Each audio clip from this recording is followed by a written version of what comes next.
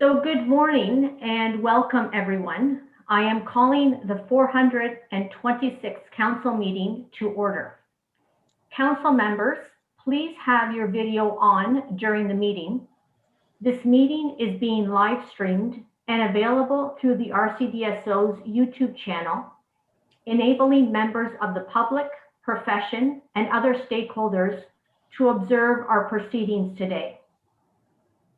I would like to bring to your attention an error on the agenda, which has been corrected and recirculated.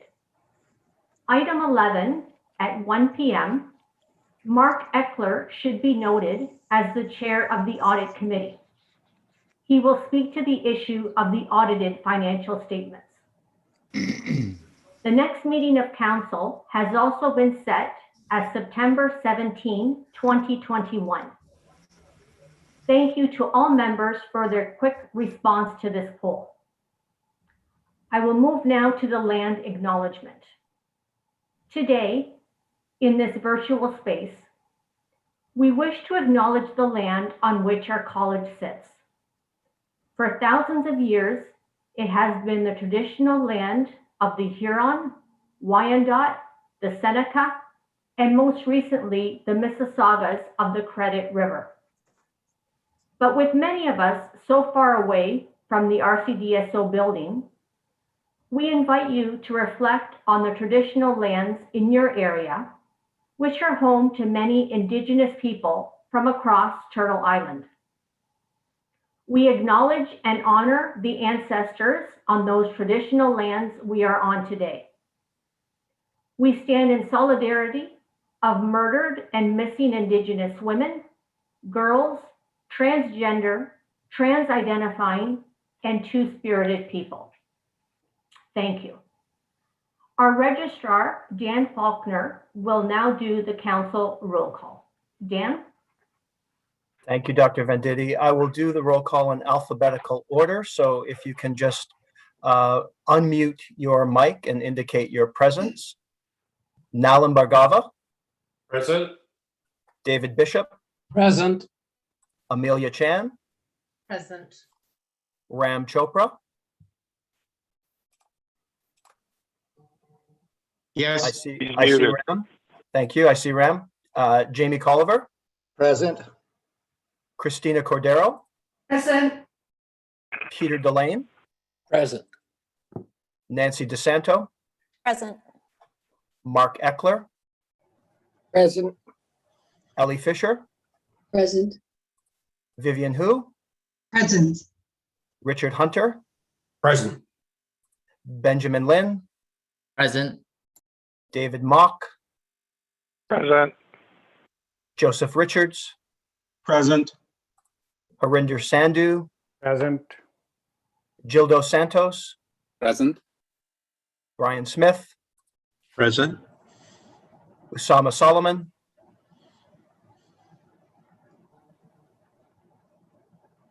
He may be one who's arriving late. Rod Stableford.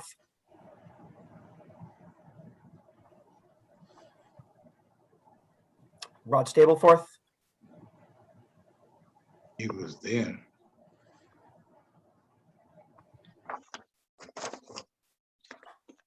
Okay.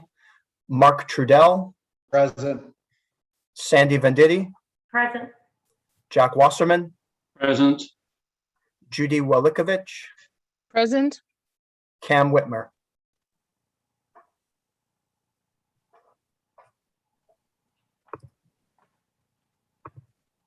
Okay, I believe Cam is present. I see you, Cam, so we'll indicate your presence. So Rod Stableford, I know, was on earlier, and Usama Solomon are the only two who did not indicate that they were here at this point. Thank you, Dr. Venditti. Thank you, Dan. So I'll move on to the president's remarks.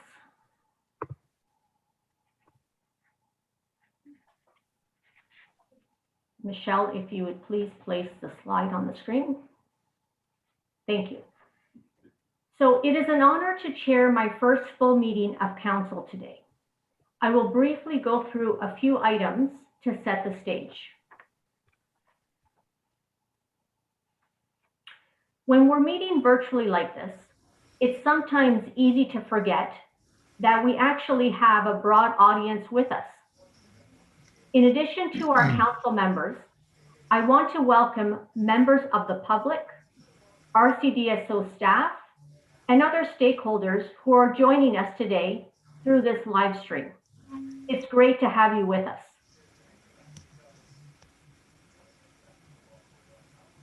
Next slide, please. A few housekeeping reminders for council. Please set any cell phones to silent and ensure you are on mute when you are not speaking. During breaks, or if you need to step away before a scheduled break, please ensure you are on mute and turn off your camera. As we are live streaming this meeting to the public, please speak clearly and concisely. This will help ensure that our observers can follow the discussion and will help us manage our time effectively. As you can see, we've taken a slightly different approach with today's council meeting. The agenda and materials have a strategic focus and are itemized either for decision or for information only.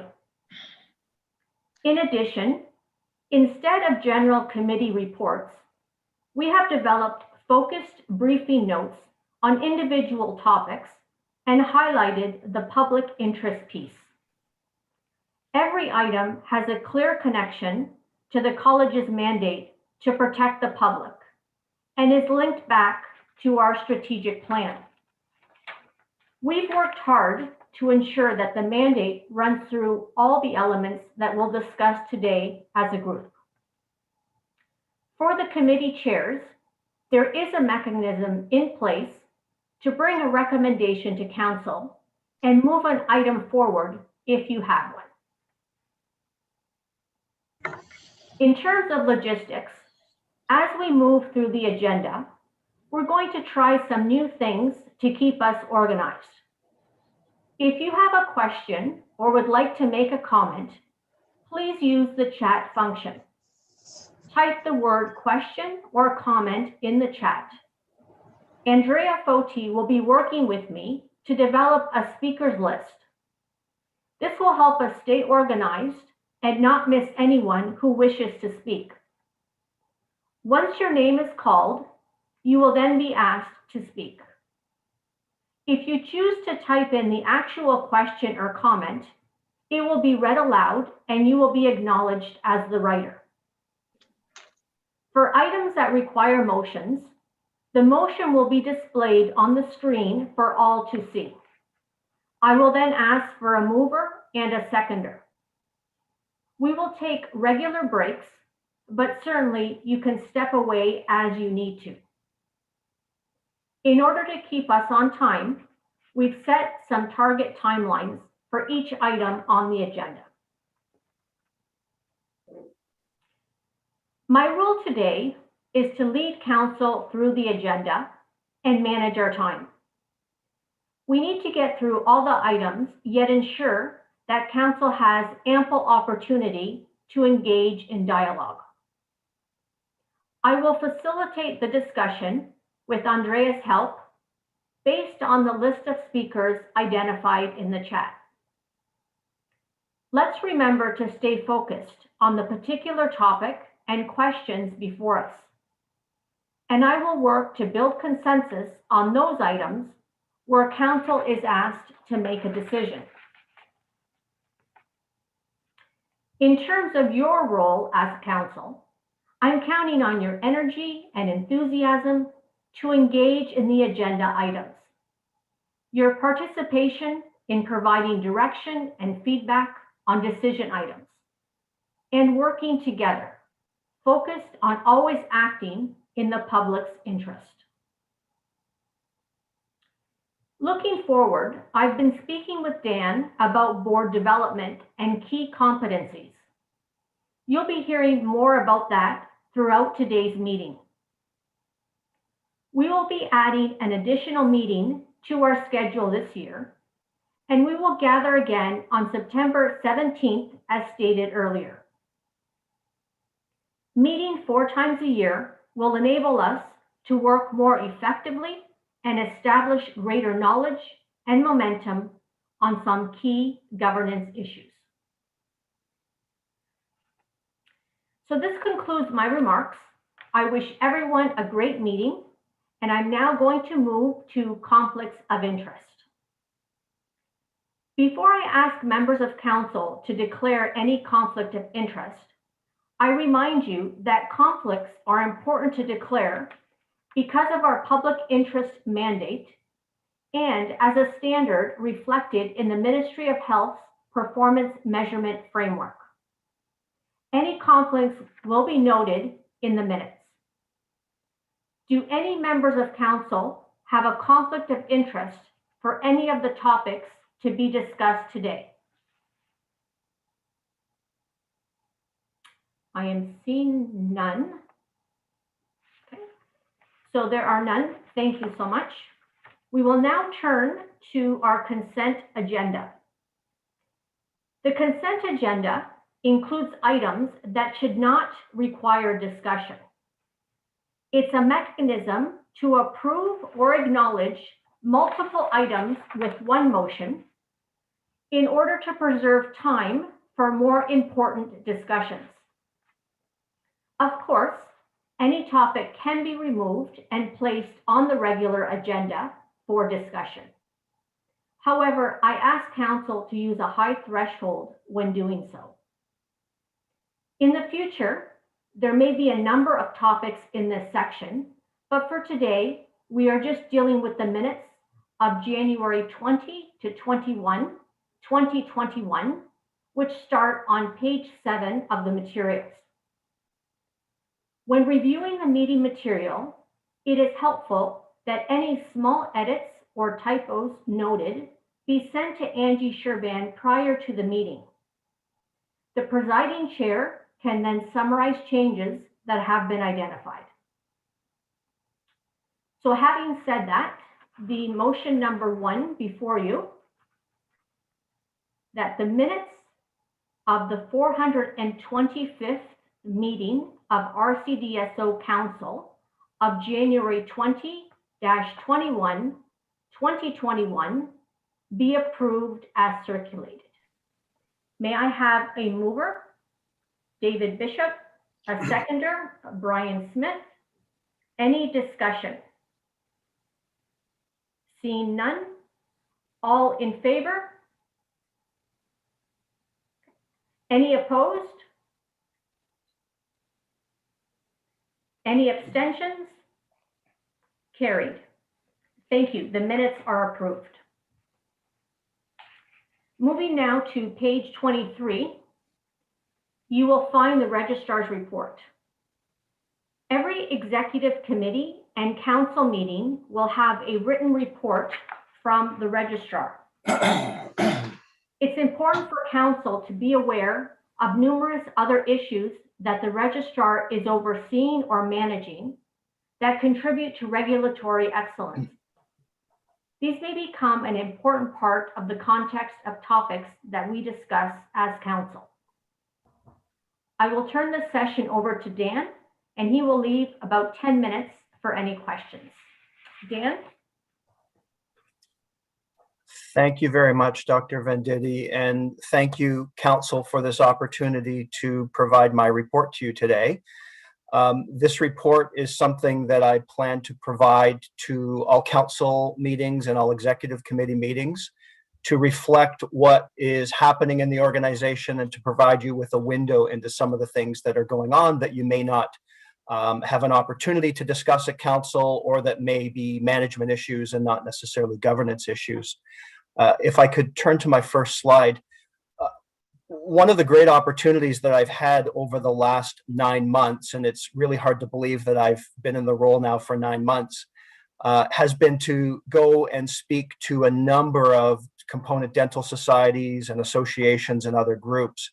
And one of the first things that I do is try to really explain the mandate of the college and really try to build that understanding from our legislation. And you can see the words before you that I really try to reflect that we have one simple and concisely stated mandate, and that is to serve and protect the public interest. And those are words that come straight from the legislation. I also, next slide, please. I also try to really impart on those who I'm speaking to at any given moment 4 areas that we are working on as a college. And they're described in 4 words: accountability, transparency, engagement, and service. And I provide a number of examples of things that we are doing to adhere to these 4 simple words. I talk a little bit about, oh, sorry, can you go back?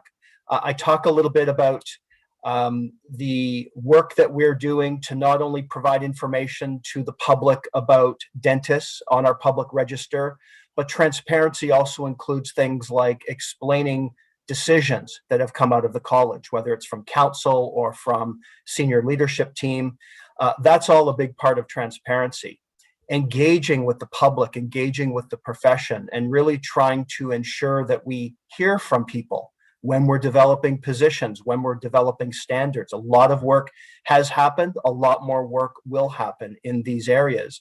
And I try to reflect that the process of engagement is to hear multiple perspectives. It is not to take everybody's perspective and build it into the final product, but it's to hear people and to ensure that they feel like they've been heard. And that's something that we will do a lot more of as an organization in our public interest mandate moving forward. And finally, service. Something that I've shared a few things by email over the past few months about, and really it comes from, it's not that we're not providing a good service through the college. It's the areas where we can do better. And so we are really focusing as a senior leadership team on some of those elements where we can provide an opportunity to be seen to be providing a service to the public and to other stakeholders in the profession who contact us on a daily basis. Next slide. In my report, and I'm not going to read it and I'm not going to cover everything, but this is generally the framework that I will try to follow as we move forward, and really highlighting those areas that are pertinent, I think, to this college and to you. So I'll focus on things like governance, maybe some issues that are happening within key regulatory programs, corporate activities, communications, stakeholders, what's going on in the regulatory landscape, and human resources.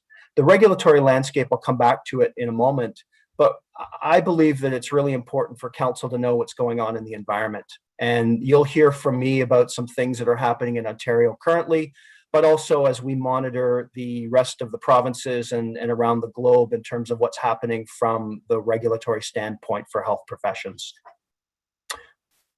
The next slide is something that I really wanted to just try to reflect, and hopefully you appreciate that this is a very small window into some of the work that's gone on over the last 9 months. There's been an incredible amount of work and effort by all staff at the college. And what this slide does is tries to reflect some of the foundational work that we are really trying to build that ultimately leads towards regulatory excellence. And there's many contributing factors to that.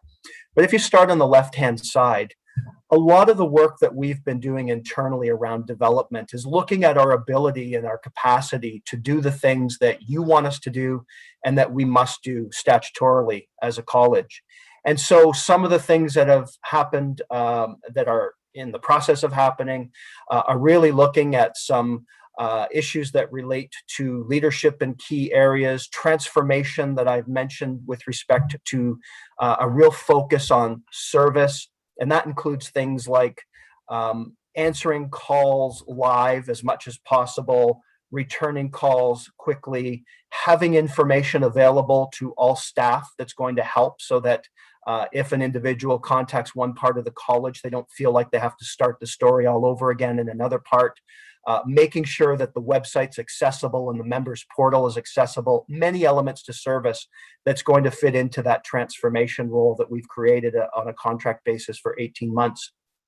Other development work that you'll hear about today, strategic projects. A lot of work that has happened prior to my arrival, since my arrival, in looking at the projects that are emanating from the strategic plan that you approved in 2019. A lot of focus on human resources. And one example is a performance management system that we've developed, and we've been very transparent with staff about in terms of what it means to be in a particular job category, how we determine salaries and the market surveys that are done to ensure that we are on market as much as possible, and figuring out what our philosophy is around performance management, making sure that there are performance reviews of all staff. And finally, governance, a huge development area. You'll hear more about that today in a particular topic later this morning. And again, just recognizing this is high level and a sampling of things that are going on to really focus on development work so that we have the capacity and the ability to achieve regulatory excellence. When you think about implementation, we're going to work hard and demonstrate through data better service, better standards. And what I mean by better standards is our approach to the development of positions and standards for the profession that are also very important to members of the public in terms of conduct and quality of care and safety issues. We're going to work hard for shorter timelines, and you'll hear more about that in the coming meetings as well. Accessible and enhanced information that's available both internally between staff and also externally to members of the public and members of the profession who visit our website, for example. And a real focus on diversity and inclusion and cultural competence in terms of how we do our work internally. And Council also had an opportunity for some training on that earlier this year as well. And finally, a key focus, again, part of the strategic plan and something that we've built capacity now in various ways, is measurement. We now have data expertise in-house. We are not looking at data for the sake of data. We're looking at data to drive our regulatory programs, to drive our improvement every single day, to make data relevant to individual staff members. So I've commented briefly in my report about some of the planning issues around data. Prior to my arrival and since my arrival, there's been a lot of work on digitization and case management systems that will ensure that we are monitoring cases as they move through the various processes. And finally, we now, as of a month and a half ago, every single staff member, 130 staff, have goals. All of those goals are anchored in the strategic plan and the organizational priorities. And this will serve multiple purposes. It will serve the purpose of keeping us focused as an organization. It will serve the purpose of driving improvements through those goals, and also driving how we do our work, the behavioral competencies. So there's a lot of things that are going on in terms of the movement towards this concept of regulatory excellence. The other thing that I wanted to point out that I hope what you see and hear from me and realize is this is a time of lots of transitions and a time of lots of change. We as a leadership team have been asking a lot of all of the staff in the college. And with that comes a sense of burnout sometimes and stress. And we really want to be able to help to manage that. I know that there's a lot that we are asking of staff and we're asking of our leadership team. And we are really focusing as well on the wellness side for our staff. This is a snapshot from our Junction, which is the intranet. It's the internal site where staff can go to get up-to-date information on what's going on in the college. And you can see that there's a real focus on resources and really trying to allow conversations to happen if staff are feeling stressed. Have conversations with your direct manager. Have conversations with human resources. We know that compounded by all the change and the transitions is the pandemic that we're living in, the environment where we have everybody working at home, remote work. And all of this adds up to organizational risk. So we really want to focus on the wellness side of the organization as well. And part of our commitment to staff is really being measured by surveys and keeping as much of a tap on in terms of what staff are feeling and how they are aligning to the organizational work. We conducted a staff survey in December of 2020. The results were reported back by an external party. That external party collected all the data and did the reporting. So it was not done internally. And I was really pleased, beyond pleased, to see that we had a 98% response rate. 127 of 130 staff completed the survey.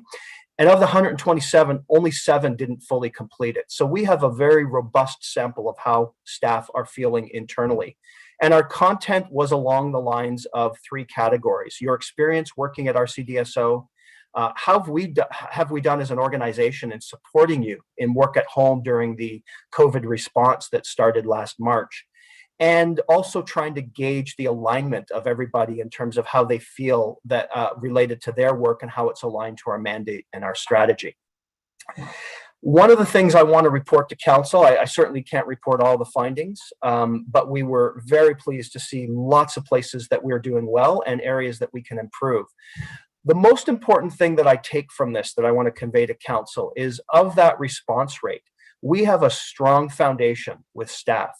We have a strong foundation of staff who believe in our mission. That's golden. When you look at other organizations, if you can have staff really aligned to what you're trying to do every day to achieve something, and in our case, it's the public interest mandate, and it's ensuring that there is safety and quality of care by dentists to patients.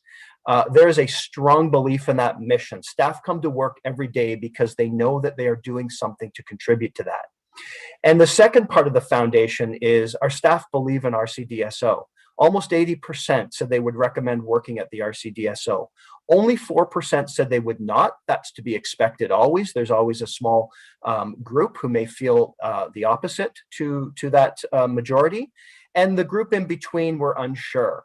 And it's my job, I think, to try to convert the unsure to the side of recommending that RCDSO is the best place to work. I also want to show you just a little bit of a word visual. And the size of the words is really reflective on what staff said is really going to help them to do their work better. So you can see that really understanding what's going on with remote work and COVID-19 and what we expect of people to work like this every single day for the last year. Really this sense that our processes and efficiencies have to be examined in a much more detailed way, which will absolutely contribute to timelines. Next slide. What we heard from staff were 3 themes, and this is where your senior leadership team is focusing. We're focusing on workload and process, we're focusing on human resources, and we're focusing on post-COVID and what that means. And I'm really pleased to say to you that we've made progress on every single bullet that you can see on that slide. We're looking at workloads, we're looking at processes and inefficiencies with leadership in all of the areas. We are going to be looking in a much more focused way, particularly at investigations where our timelines need to improve, and some of that's workload, and some of that is really looking at, are some of our processes value added, or have we done them this way and we need to step back from them and look at whether they are adding some value to our outcomes. I mentioned wellness and performance management and some work that's happening around employee development. And I also want to say that we're looking at more detailed information from staff about what this post-COVID environment looks like in terms of work. I can tell you from a personal standpoint, I really look forward to the choice. I want to be back in the building, but I also want the choice to be able to work this way and in a home environment on occasion. And we need to define that, and we need to know what that looks like. And that has impacts on what our building design looks like, the kind of space that we need. And so we have started to look at that data collection with all of our staff in terms of how we're going to manage that, because it also has implications for management and leadership in terms of ensuring productivity, ensuring that staff are supported. And if they may not have a desk at work, they have a place to go when they arrive at work, when they want to work in the office building. So lots more to come. You'll hear more about that. And we really want to tap into council and committees as well, because I suspect we want to have some kind of mix of on-site and remote committee and council meetings as we move forward. But it's not necessarily all or nothing. We need to figure out what the right mix of that should be. Next slide. So I'll close just by mentioning a couple of things from the report that I provided to you. I commented earlier about the regulatory landscape. One particular piece, well, 3 pieces actually. There have been 3 bills or changes recommended in the Ontario environment. And I do this because it's just to keep our eye on the ball. What's happening out of province is very important. What's happening in Ontario is extremely important. And you can see from the College of Teachers and the changes that they've made to really figure out a different board structure, a smaller board, 50-50 composition, recommendations that have come out from the around the Ontario Securities Commission to separate disciplinary functions from that body. And just a couple of weeks ago, Bill 283 being introduced in Ontario, which is looking at an alternative scheme to the RHPA approach to regulating health professions. And it will first regulate as a new authority personal support workers. And I'm sure all of you have heard lots about that in the news over the last couple of years, and particularly with what's happened in our long-term care environments. But it will also look down the road at the possibility of other health professions being incorporated into this new model. And there are many aspects to it, and we'll provide much more analysis to you at a future time. The one thing I wanted to point out is the board structure. The board structure actually goes so far as to prohibit professionals. So it will be a board constructed around competency. Some will be public appointments from by the government, and some will be appointments through the board itself, but it won't be constituted by health professions. And I say these things only to keep you and the governance working group, who you will hear from later, just alert to some of these changes that are happening in our own backyard in Ontario. The college performance measurement framework, I won't dwell on that. You've received multiple emails from me. We've had our whole report and an executive summary out to the environment through our website. Very good response to the work that we're doing. A lot of great work by the staff in terms of meeting many of the standards, and some work that we've identified where we will improve and change. And I've already identified some of those to you, and particularly related to some of our timelines around investigations. Another important element that's going on, and it's part of the public domain with the College of Denturists and soon for the dental hygienists and the dental technologists. First of all, there is work that's happening between those three colleges to be looking at the possibility of amalgamation. This work happened before I started in my role and was moving along, so it's made its way now to their respective councils with motions about forming a committee to look at amalgamation. And so what I want to point out to you is that the work continues, but I also have a relationship with my counterparts at those three colleges, and the four of us meet regularly. We are meeting probably every 2 to 3 weeks. One area that we are actively engaged in with a subgroup or a working group is looking at unifying the COVID guidance document.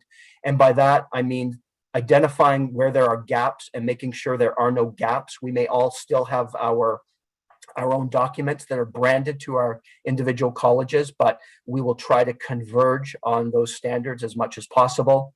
But those are areas that I think are just important to watch. I raise it as something that I will be very much working with my counterparts on talking to them about in terms of the guidance document and also any other ways that we can collaborate.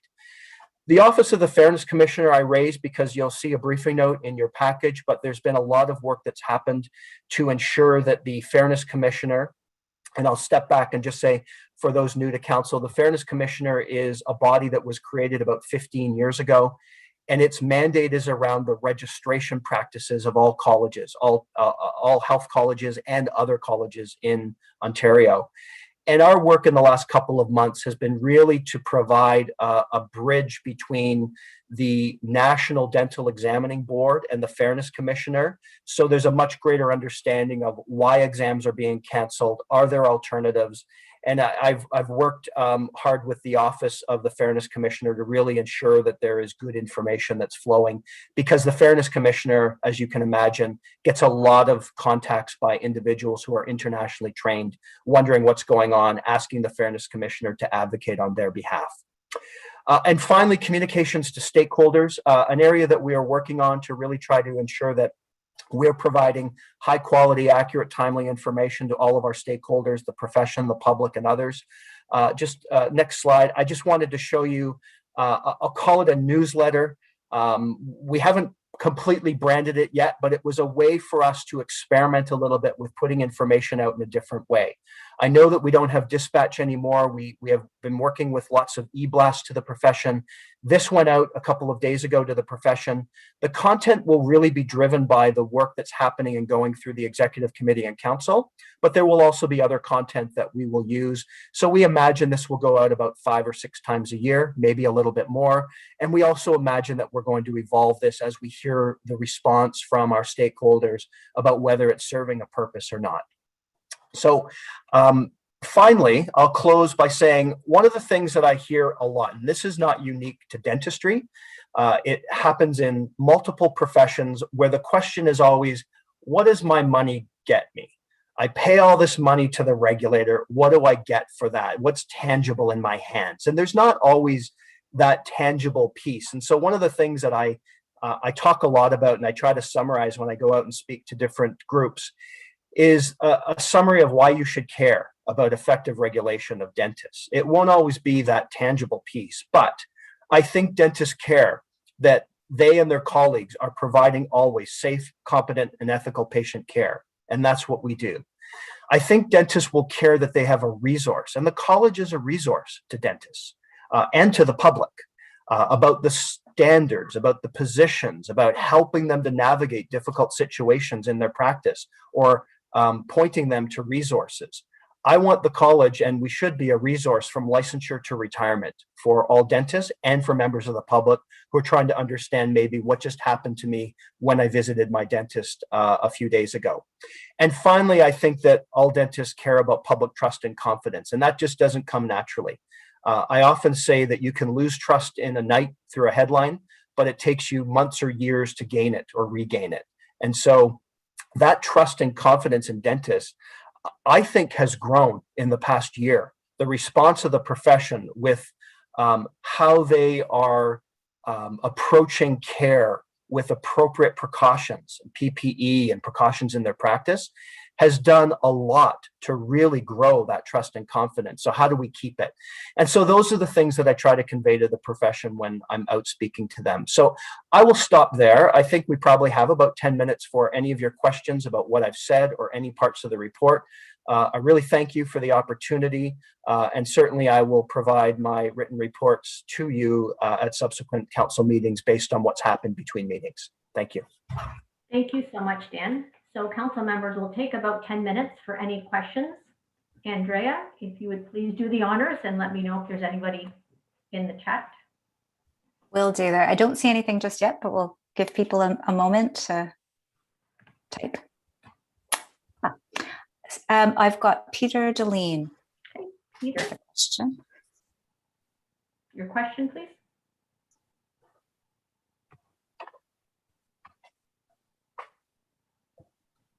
Peter, maybe you're on mute. I should be good. Okay. Back on, thank you. The had a question for the registrar.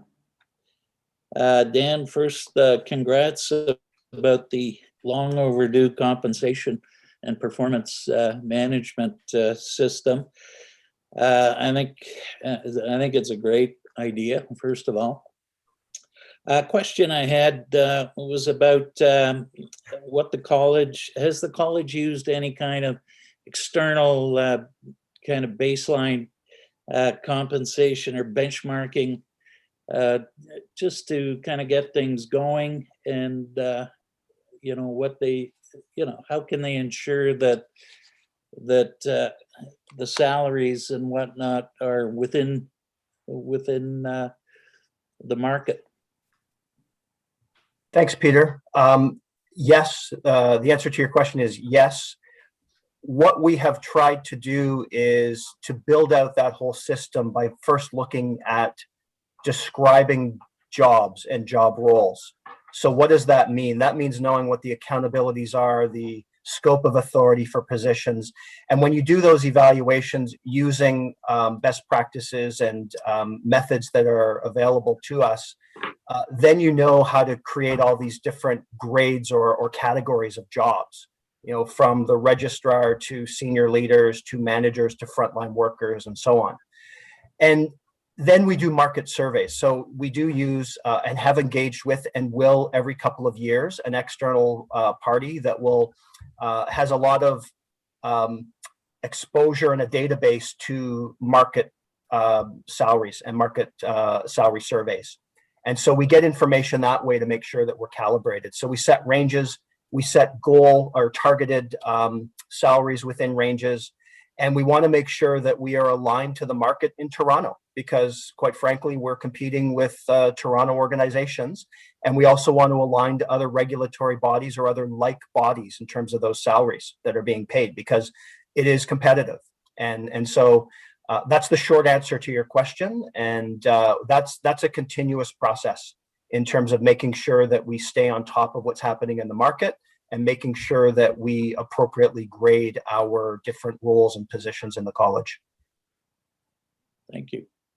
Thank you. So our next question, Joseph Richards, please. Hi, Dan. Just a two-part question here. Just if you can provide more insight in terms of the transition with respect to committee reports, and it seems like that's going to be the standard going forward without committee reports except for the annual report. So just some background on that, as well as the independent chair portion of the of your governance section of the report. Sure, thank you, Joseph. And I will also turn to Dr. Venditti if she wants to provide any comments on those two aspects. With respect to the committee reports, I think a couple of drivers to that. Committees are extremely important parts of the governance structure, absolutely. Most, if not all, committees are doing work that is very much statutorily driven. Some aren't, obviously, they're created by bylaws, but some are statutorily driven. So when you think about ICRC, you think about discipline, you think about QA, very case driven. And so most of their work is going to focus around that aspect, and some of it will focus around policy decisions. And so this is a way to acknowledge that the governance focuses on high level issues, and that governance will focus largely on strategic planning and organizational priorities and issues as they arise in the environment. And so committee reports driving that seems like it might be out of step with your focus as a council on the strategy, on high-level risk. So that being said, we're going to try to work with this for a few meetings and see how it goes. It does not, and I believe Dr. Venditti mentioned this in her opening remarks, it does not restrict any committee from coming forward with issues. What we want to try to do, though, is bring those issues forward in a way that provides a summary. What's the problem? What's the opportunity? What's the issue? And how is it in the public interest? And what do we need from council? That can still happen, absolutely. And the senior leadership team and I will work with the managers of those areas and the committees to make sure that that happens in a seamless way. But it's really just a way to refocus our governance approach at the council meeting level, but not to restrict some of the quality pieces that can come out of the committee work. And Dr. Venditti, you may want to address that as well. And you may want to also speak to the second part around the independent chair. So in terms of the reports, that is correct. Our focus really is on governance. So what does that look like? We have to remember that we are overseeing the whole strategic plan and how that's going forward. And having that committee report, the committees are doing the work, but we have to remember we're not just focusing on that piece. And if you could remind me then the independent chair, what the actual question was, please. I think it was related to the rationale to move from the independent chair to the president chairing. Okay. So normally in another organization I was with, the chair took on this function, and it's more of, again, a role that I think the president should be doing. If council feels going forward that that takes things away from the council meeting, we can always revisit that. But for now, we'll try it this way, and I appreciate feedback from council members. Does that answer your questions, Joseph? Absolutely, thank you. Okay, So we're taking 2 more questions. Next on the list is Jamie Colliver, please. Yes, thank you, and good morning, all. I want to comment first, followed by 2 related questions. Congratulations for understanding that health initiatives for staff is a very important priority. Thank you. My question relates to that is, are the priorities that are put in place now related to wellness, will they be ongoing? Is this an immediate reaction to COVID? My hope would be to see this on an ongoing basis and check in with staff from now till whenever. And then you can answer at the same time, I think, Dan. The COVID policy convergence amongst different entities. Can you take a minute to describe how that's going to work, knowing that denturists might be very different than, an office for a denturist would be very different than an operatory for a dentist. Thank you very much. Thanks, Jamie.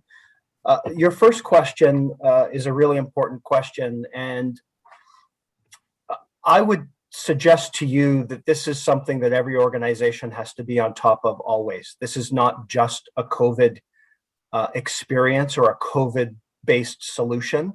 I think what the pandemic has done has heightened our awareness that this is a real issue. And this is an issue that as an organization, we have an obligation to ensure that our staff are well. And there are lots of reasons for that, and there are lots of techniques for that. And so this is something that we will be looking at well beyond when we get out of the current environment and the stage that we're in. So that's an area that our Human Resources Department is working on, a wellness strategy. You can see there are lots of things that are still happening. I showed you just a snapshot or a window into some of the resources that are available for staff. It's part of conversations that we can and will have at the leadership team level, and that we expect our leaders to be having with their staff, both as groups and independently. And there's also been training that a number of the leaders, and still more to come, have had and will have through the Center for Addiction and Mental Health.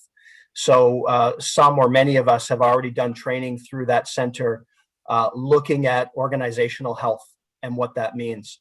And so that, again, we can talk more about this offline, but it's a commitment that the organization is making.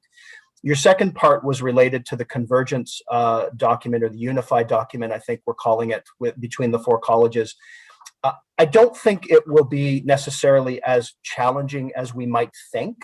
What we are trying to do, and certainly Andrea or Cameron Thompson could speak a little bit more to this, we're trying to look at the 4 documents and say, are there areas where we actually differ from our principled approach or our specific direction to our members of our profession?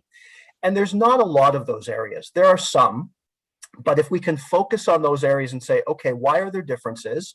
Has the evidence changed in the last year that we may not have known back in April or May of 2020 when these were first put together? And can we have conversation to see if there's a way to make sure that they converge in terms of what we are suggesting? An example would be how we treat regional transmission and screening of patients when there are different transmission rates. So those are the sorts of things that we're trying to look at. We were thrown a bit of a curveball yesterday and today when we've heard that the color coding system is not going to be anymore. So we have to regroup around that. It's late breaking news. I can't tell you exactly what we're going to do, but that's something that we have to start looking at as soon as next week in terms of what our new guidance document is going to look like. But we have a working group between the 4 colleges, so that's a very strong positive in terms of having these conversations together. Thank you. So the next few minutes, Jack Wasserman, your question, please. Great, and good morning all, and thank you, Dan, for a very good presentation. I got to tell you, I miss the dispatch. I really do. And I wonder if you can elaborate on the broad communication strategy, including your digital plan. What type of information is being sought from the external stakeholders, from the applicants for a certificate of registration, and from the complainants? Can you give us a more closer look? I can, Jack, and I think that's something that will certainly come back to the executive committee and to the council tables. But I can say that there are 3 different projects that are going on right now. One to collect information from applicants to the college for licensure. And there's some results that we've been looking at in terms of what we can do to support that part of the function of the college. There's some work that's looking at the individuals who are part of complaints. So having some kind of end of the journey survey to complainants and to the dentists who are on the different sides of that complaint. And there's some ongoing work at looking at some analysis from our stakeholders. So we do have some irons in the fire, so to speak, in terms of the kind of data that we're trying to collect. There's also some ways that we can collect information on things that we're trying as different alternatives to communicating.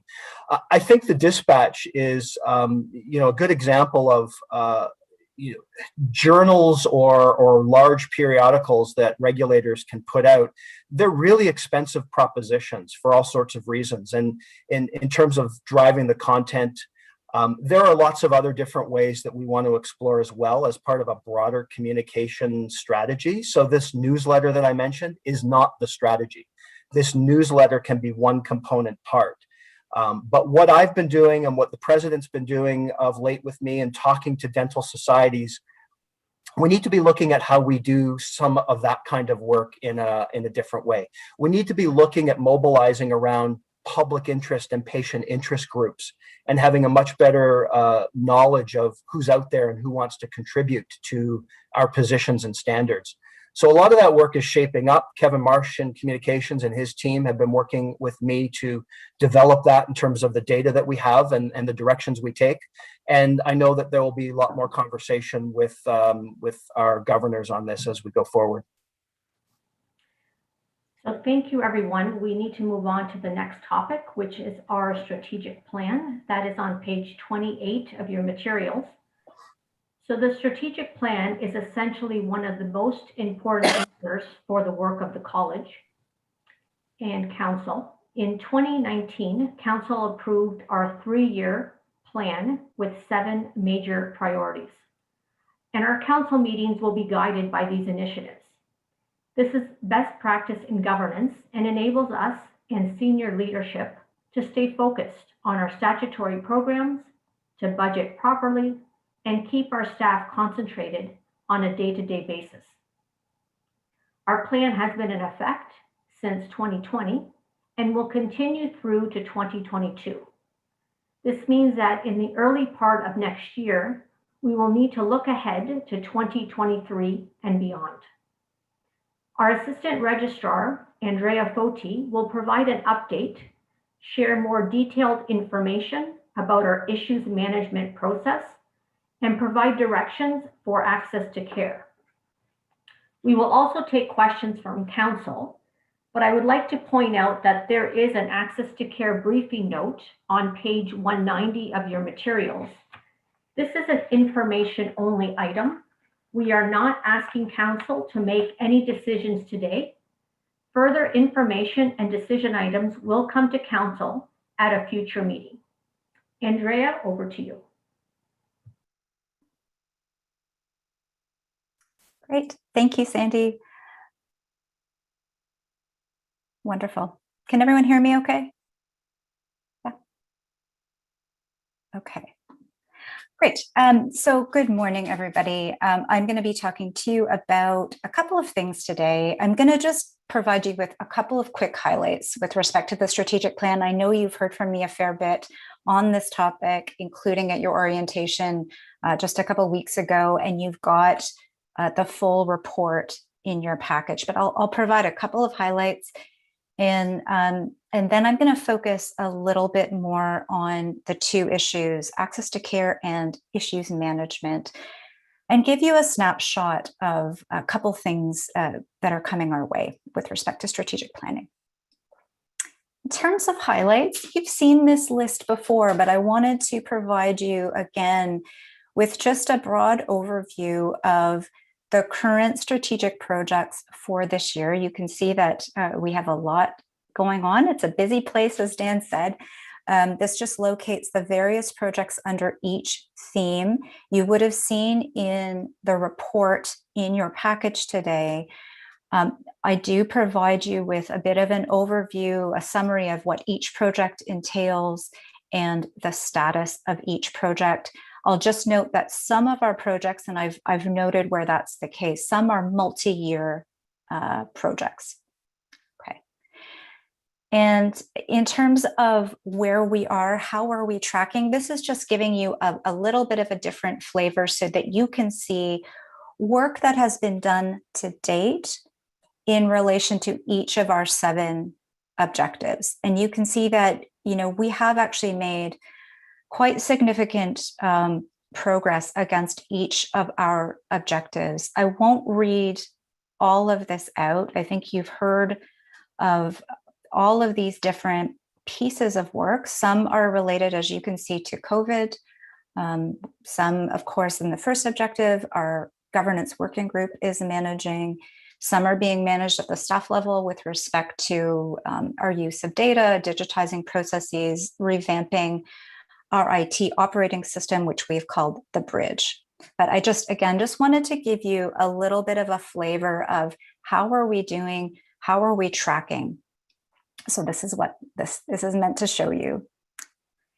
In terms of digging a little bit deeper into the 2 issues that I wanted to talk to you about, if we look first to the issues management work, I wanted just to describe to you a little bit about what this is. I did cover this in the report to you, but it is a strategy that we have developed through our communications team to identify and analyze new issues or disruptors in the landscape. And they can come from a variety of quarters. It may be work that the government is doing. It may be new issues coming in through our practice advisory service and others.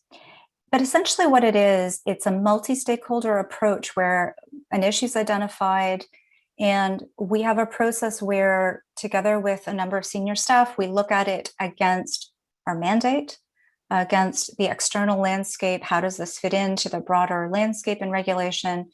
Are there implications for the public? Are there existing resources, either that we have as a college or that others have, that address this issue? That's just a snapshot of what that process looks like. In terms of some of the benefits, this has really allowed us to take a proactive approach and to be nimble in terms of responding to new issues. And this, you'll remember, is one of our strategic objectives, to address and respond to external disruptors. Given the nature of the approach, we do have multidisciplinary input. So the senior staff group that meets on this is comprised of senior leadership, management and directors, including clinicians on staff, policy staff.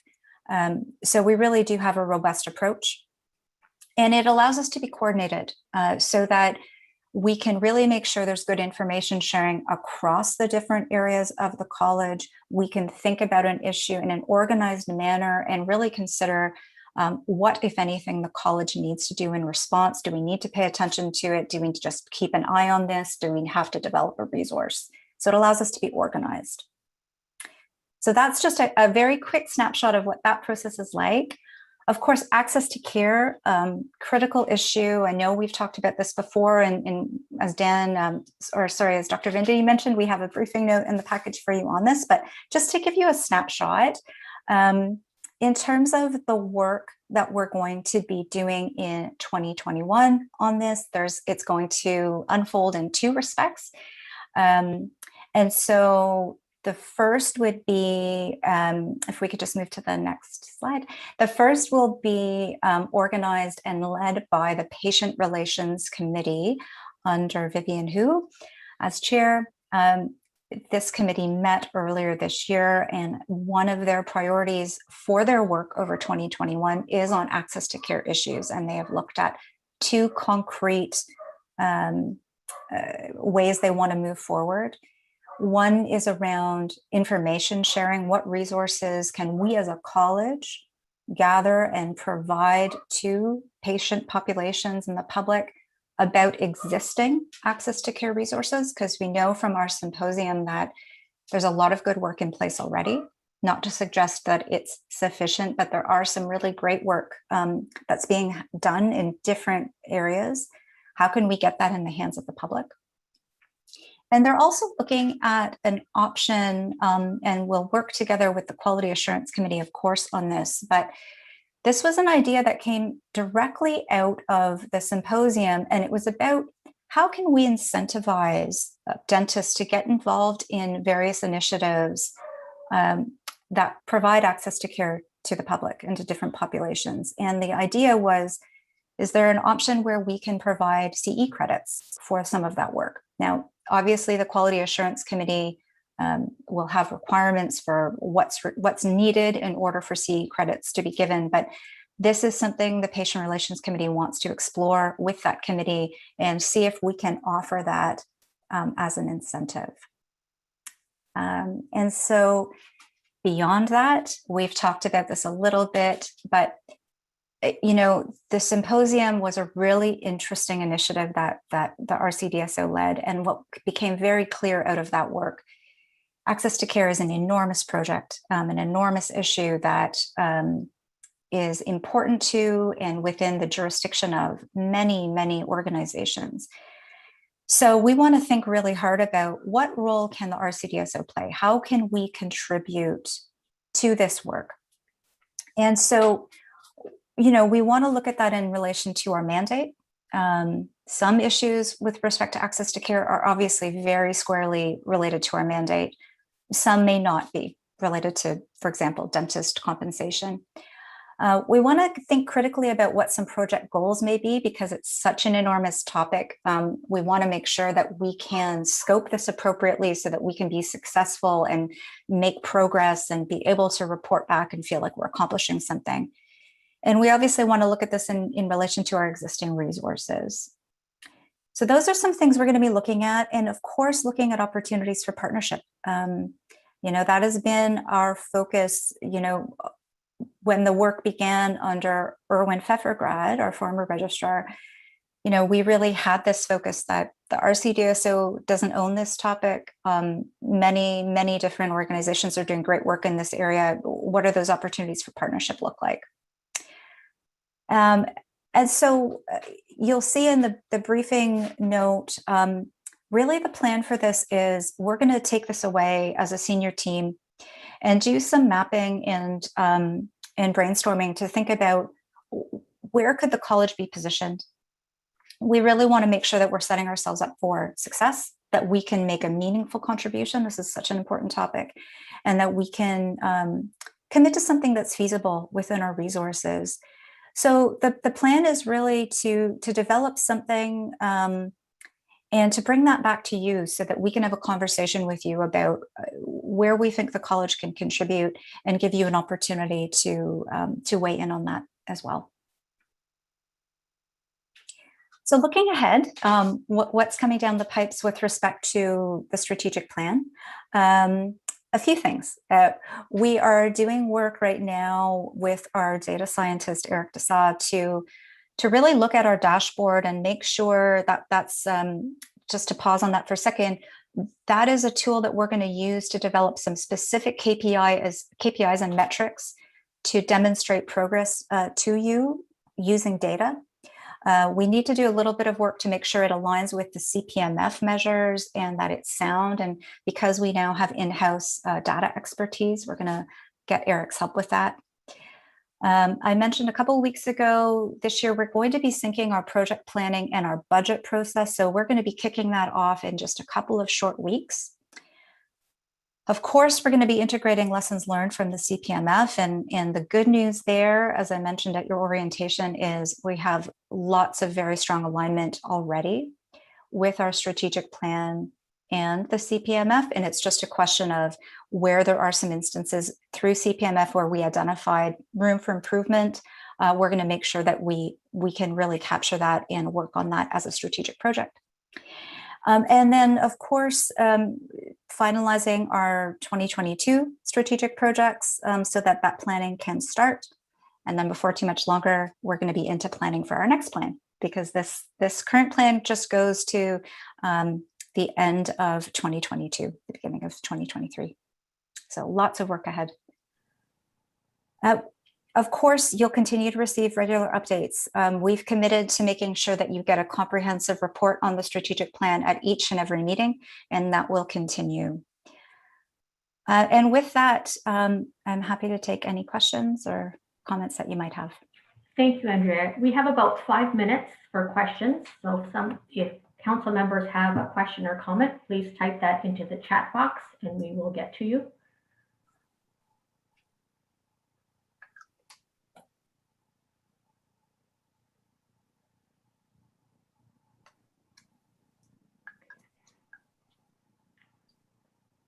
I am seeing now no questions or comments. So Andrea, thank you so much for that wholesome presentation.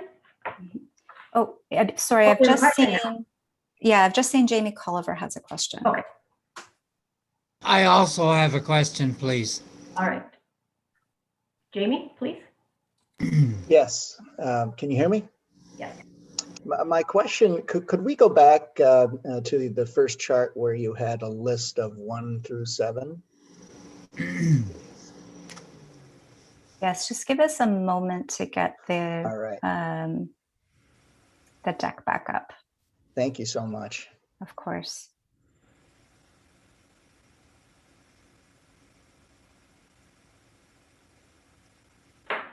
Sorry, was it this list? No, or was it was the next one. The next, okay. Yes, thank you. Okay, yes. Again, following up on my question to Dan, or my comment to Dan about staff wellness. Yeah. Could we add that? Is it possible to add that in terms of college staff being supported in that area?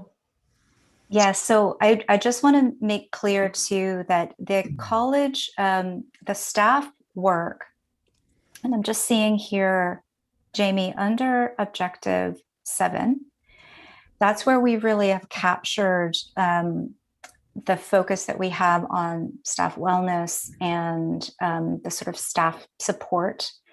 I've just realized I did not include a specific bullet about this sort of staff development and wellness work, but it is, I do want to just assure you, it is covered. It is work that is currently underway with the support of our HR team. So I'll make a note to make sure that I update this for our next meeting. Thank you. Okay. Andrea, the next question is from Cam Whitmer. Cam, please. Yes, thank you very much, Andrea. Excellent presentation. My question is concerning access to care. I've been around quite a few years, and there are many reports from the CDA, the ODA, and I think we have 1 or 2 ourselves at the RCDSO that are sitting on the shelves regarding access to care. It came down to one problem, and that is funding. Is the current committee considering funding as the #1 issue before they plan on the actual program of access to care? Funding is key issue here, and government obviously right now has no interest whatsoever in funding access to care to dentistry. Mm-hmm. Yeah, thank you for the question, Cam.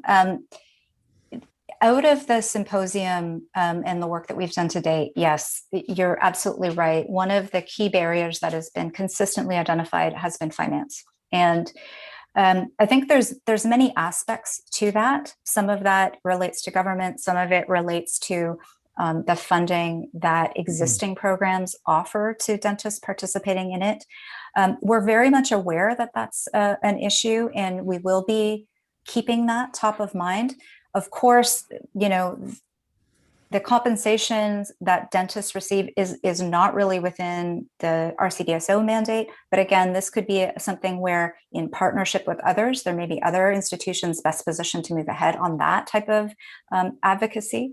Yes. But yeah, just to give you the assurance, we're very, very keenly aware that this is a key issue, a key barrier, and we'll keep that in mind when we think about how the RCDSO can contribute. Okay. I guess what I'm saying is plan for funding before you spend a year on setting up a program, which is very important. Yes. Thank you for that. Thank you. And the next question, David Mock, please. Yes, thank you very much. And I'll apologize for coordination between my video and audio. You may feel less busy if you listen and don't watch. First of all, Andrea, thank you very much. And I realize you've got a very full plate here. Following up actually on what some of the things Cam said, I've been around for almost as long as Cam. There are various bodies that have issued reports on access to care. And I'm sure you've looked at most of these.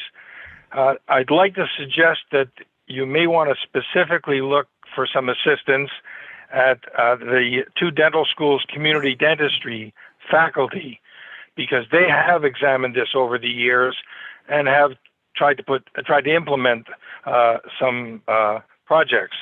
As well, I would suggest you want to consider including in your discussion hospital dental services that mainly deal with special populations, but this is an issue of access to care, medically, physically, and cognitively impaired people that do have problems with access to care, and this directly can involve hospital services, which can be helpful.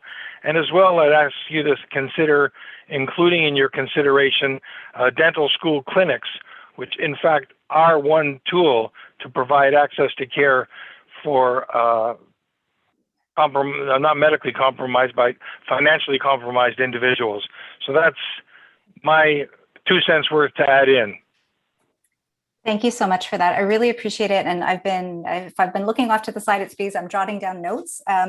Yeah, I really appreciate it, David. There's been a couple of, we've received information to date on a couple of these elements, but some weren't top of my list, like the hospital-based dentist. So I really appreciate that, and we'll certainly take a look. Thank you very much.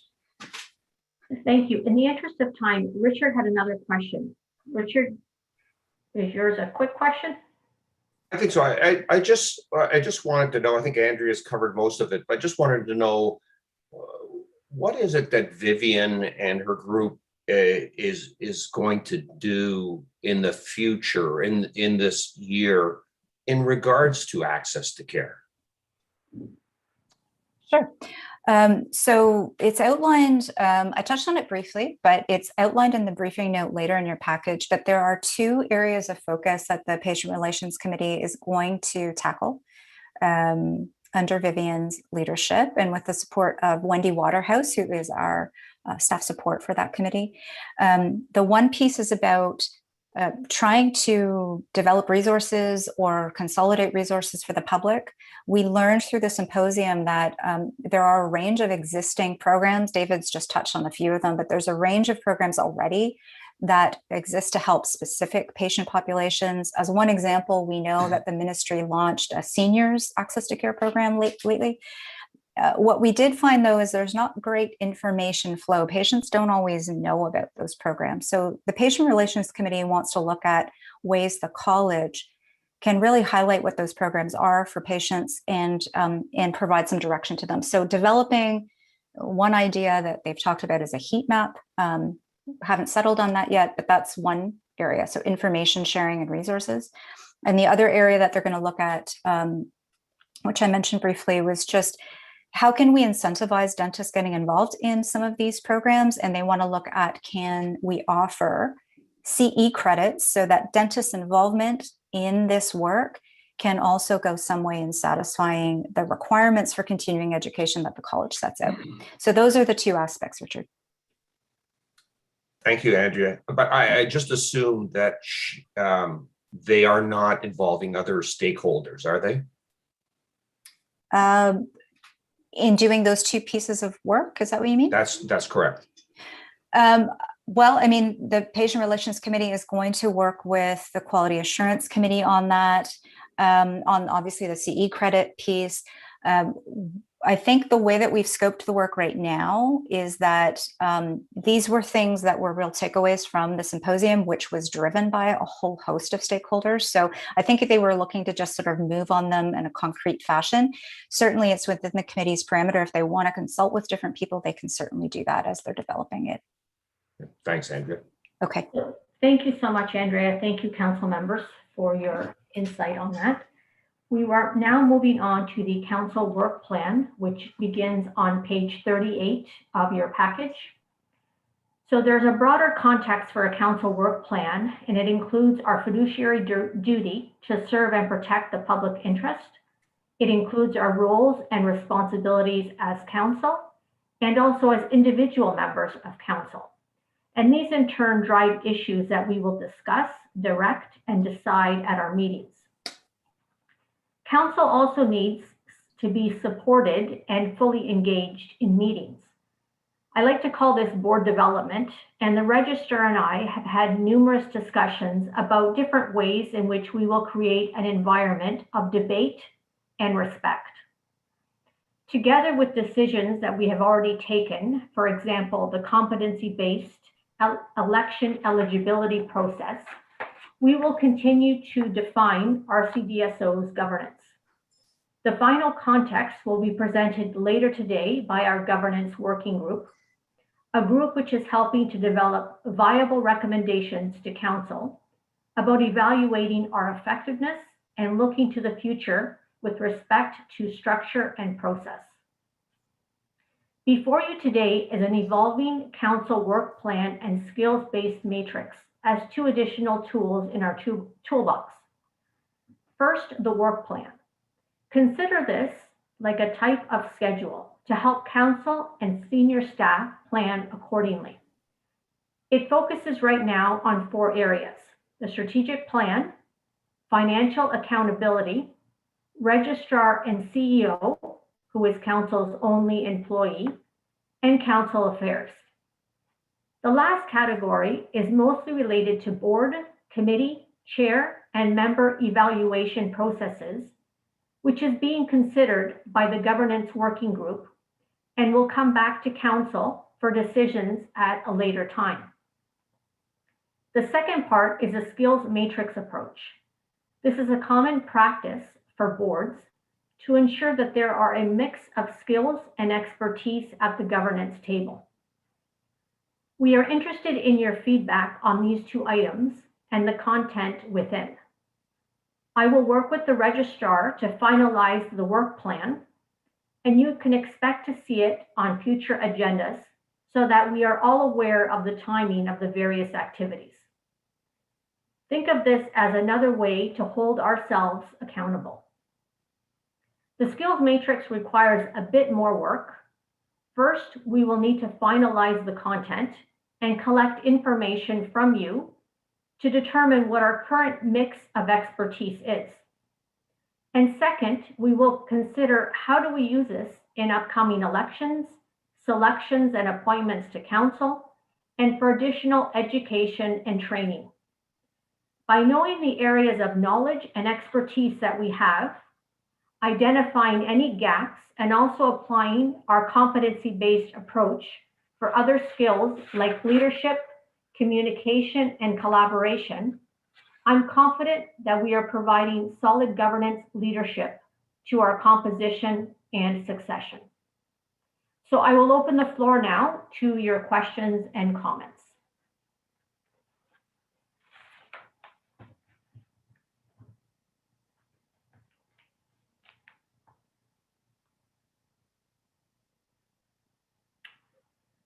Andrea, please let me know if you have anybody in the chat. I'm not seeing anyone yet. Maybe just give people a minute.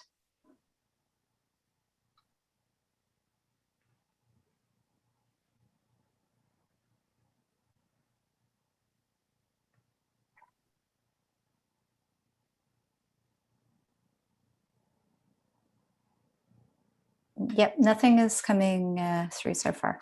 Then that's a good thing. Okay, so thank you. This will go back to the executive for further development. So right now, the time I have is 10:19. Let's take a 10 short minute break. We'll come back at 10, let's say 10:30. And I will see you then. Please remember to turn off your video and mute your microphone until you return.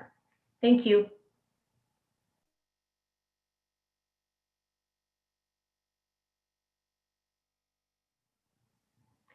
So we have about 30 seconds before we begin. If you would please turn on your video so that we know the majority is here, and then we can begin.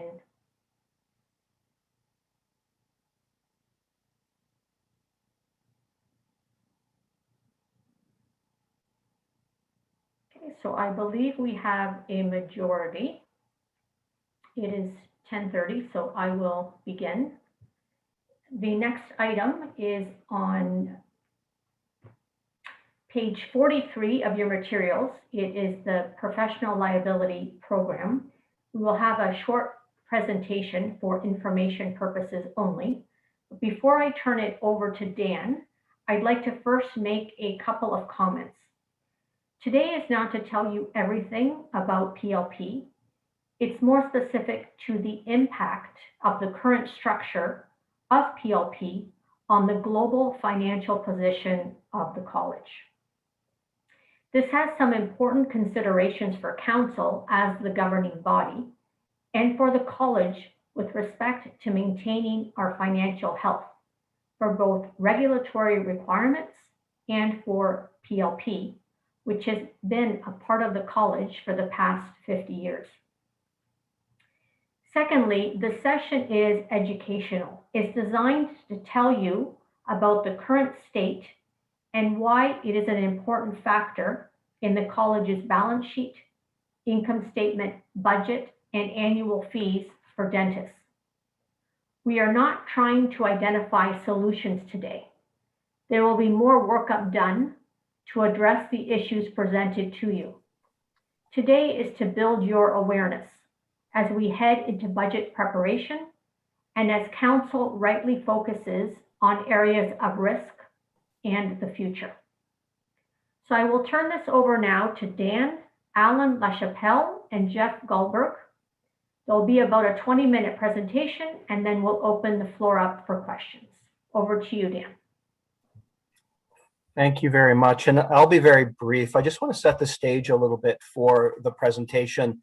And to acknowledge when I arrived at the college in August, obviously PLP was not an area that I knew much about. So I really did commit to learning as much as I could about the program and all of its features. And that's certainly been a process over the last 9 months. And we certainly don't expect you to be experts in this either. So we've really tried to focus, as Dr. Venditti said in her opening remarks. I just want to remind council that PLP is a department of the college. So there has been a lot of discussion, I'm sure at this table and others, that there's a firewall between PLP and the regulatory work, and there is. But there are still aspects to PLP that this governing board needs to consider. And the reason why we wanted to talk to you a little bit more about it today is to really talk a little bit about the cost and financial structure of PLP as it exists today, and how it, as a department of the college, can impact back on the global college budget and financial statements and all the other relationships to that, like members' fees. There are some unique features, and we'll go through that with you in a moment. And it really is, it's here based on my observation that while council is obviously aware of PLP and probably many more aspects than I am, that there are certain parts of this financial piece that I really want to build awareness about and just make sure that council pays some warranted attention to some aspects of the program. So that's what we're going to do today. There are 3 areas that I think are noted in the briefing note that require due consideration. But again, they're not for due consideration all today. The three are related to some of the short and long-term financial decisions that this governing board should be involved in. We are talking about million-dollar decisions, quite frankly.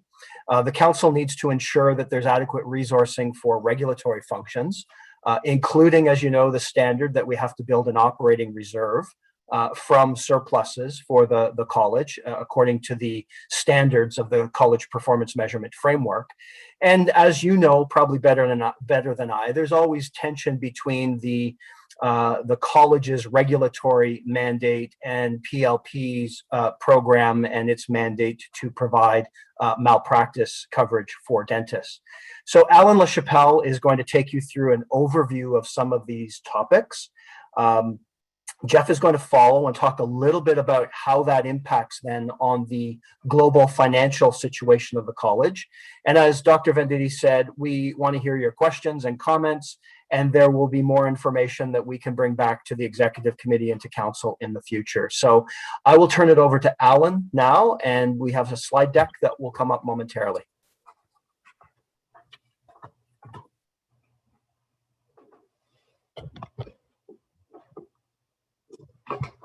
Good morning, everyone. As Dan indicated, he's asked me to provide you with an overview of PLP, and it's about 20 minutes, and I have 30 slides, so I will try and get through that as quickly as I can. First, break it into sort of three sections. It's first some basics about PLP, what PLP provides dentists. You may know some of this information already, and some of it may be new. Then I'm going to talk about risk and what that means, how it's structured, how it evolved over time. And lastly, I'm going to talk about the program's claim payouts, which is called the loss experience, as well as the loss provision. So jumping right in. So here we go. Okay, so the slide asks the question, what is PLP? And Dan's already answered this. It's a department of the RCDSO. It's been around since 1973, and it's been providing professional liability protection to Ontario dentists since that time. As a program of the college, although malpractice protection is provided, PLP is not an insurance company.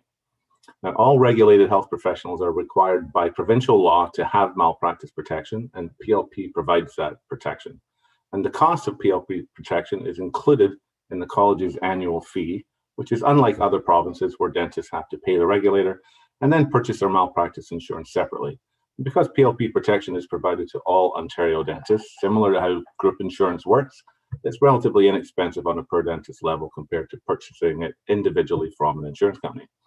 So when the college gives or renews a license to a dentist, that dentist automatically has malpractice coverage. So unlike an insurance company, which does not have to insure you or can charge you a very high premium, if you have a couple of unfavorable claims, dentists can't be denied PLP protection if you're a member of the college and have a license.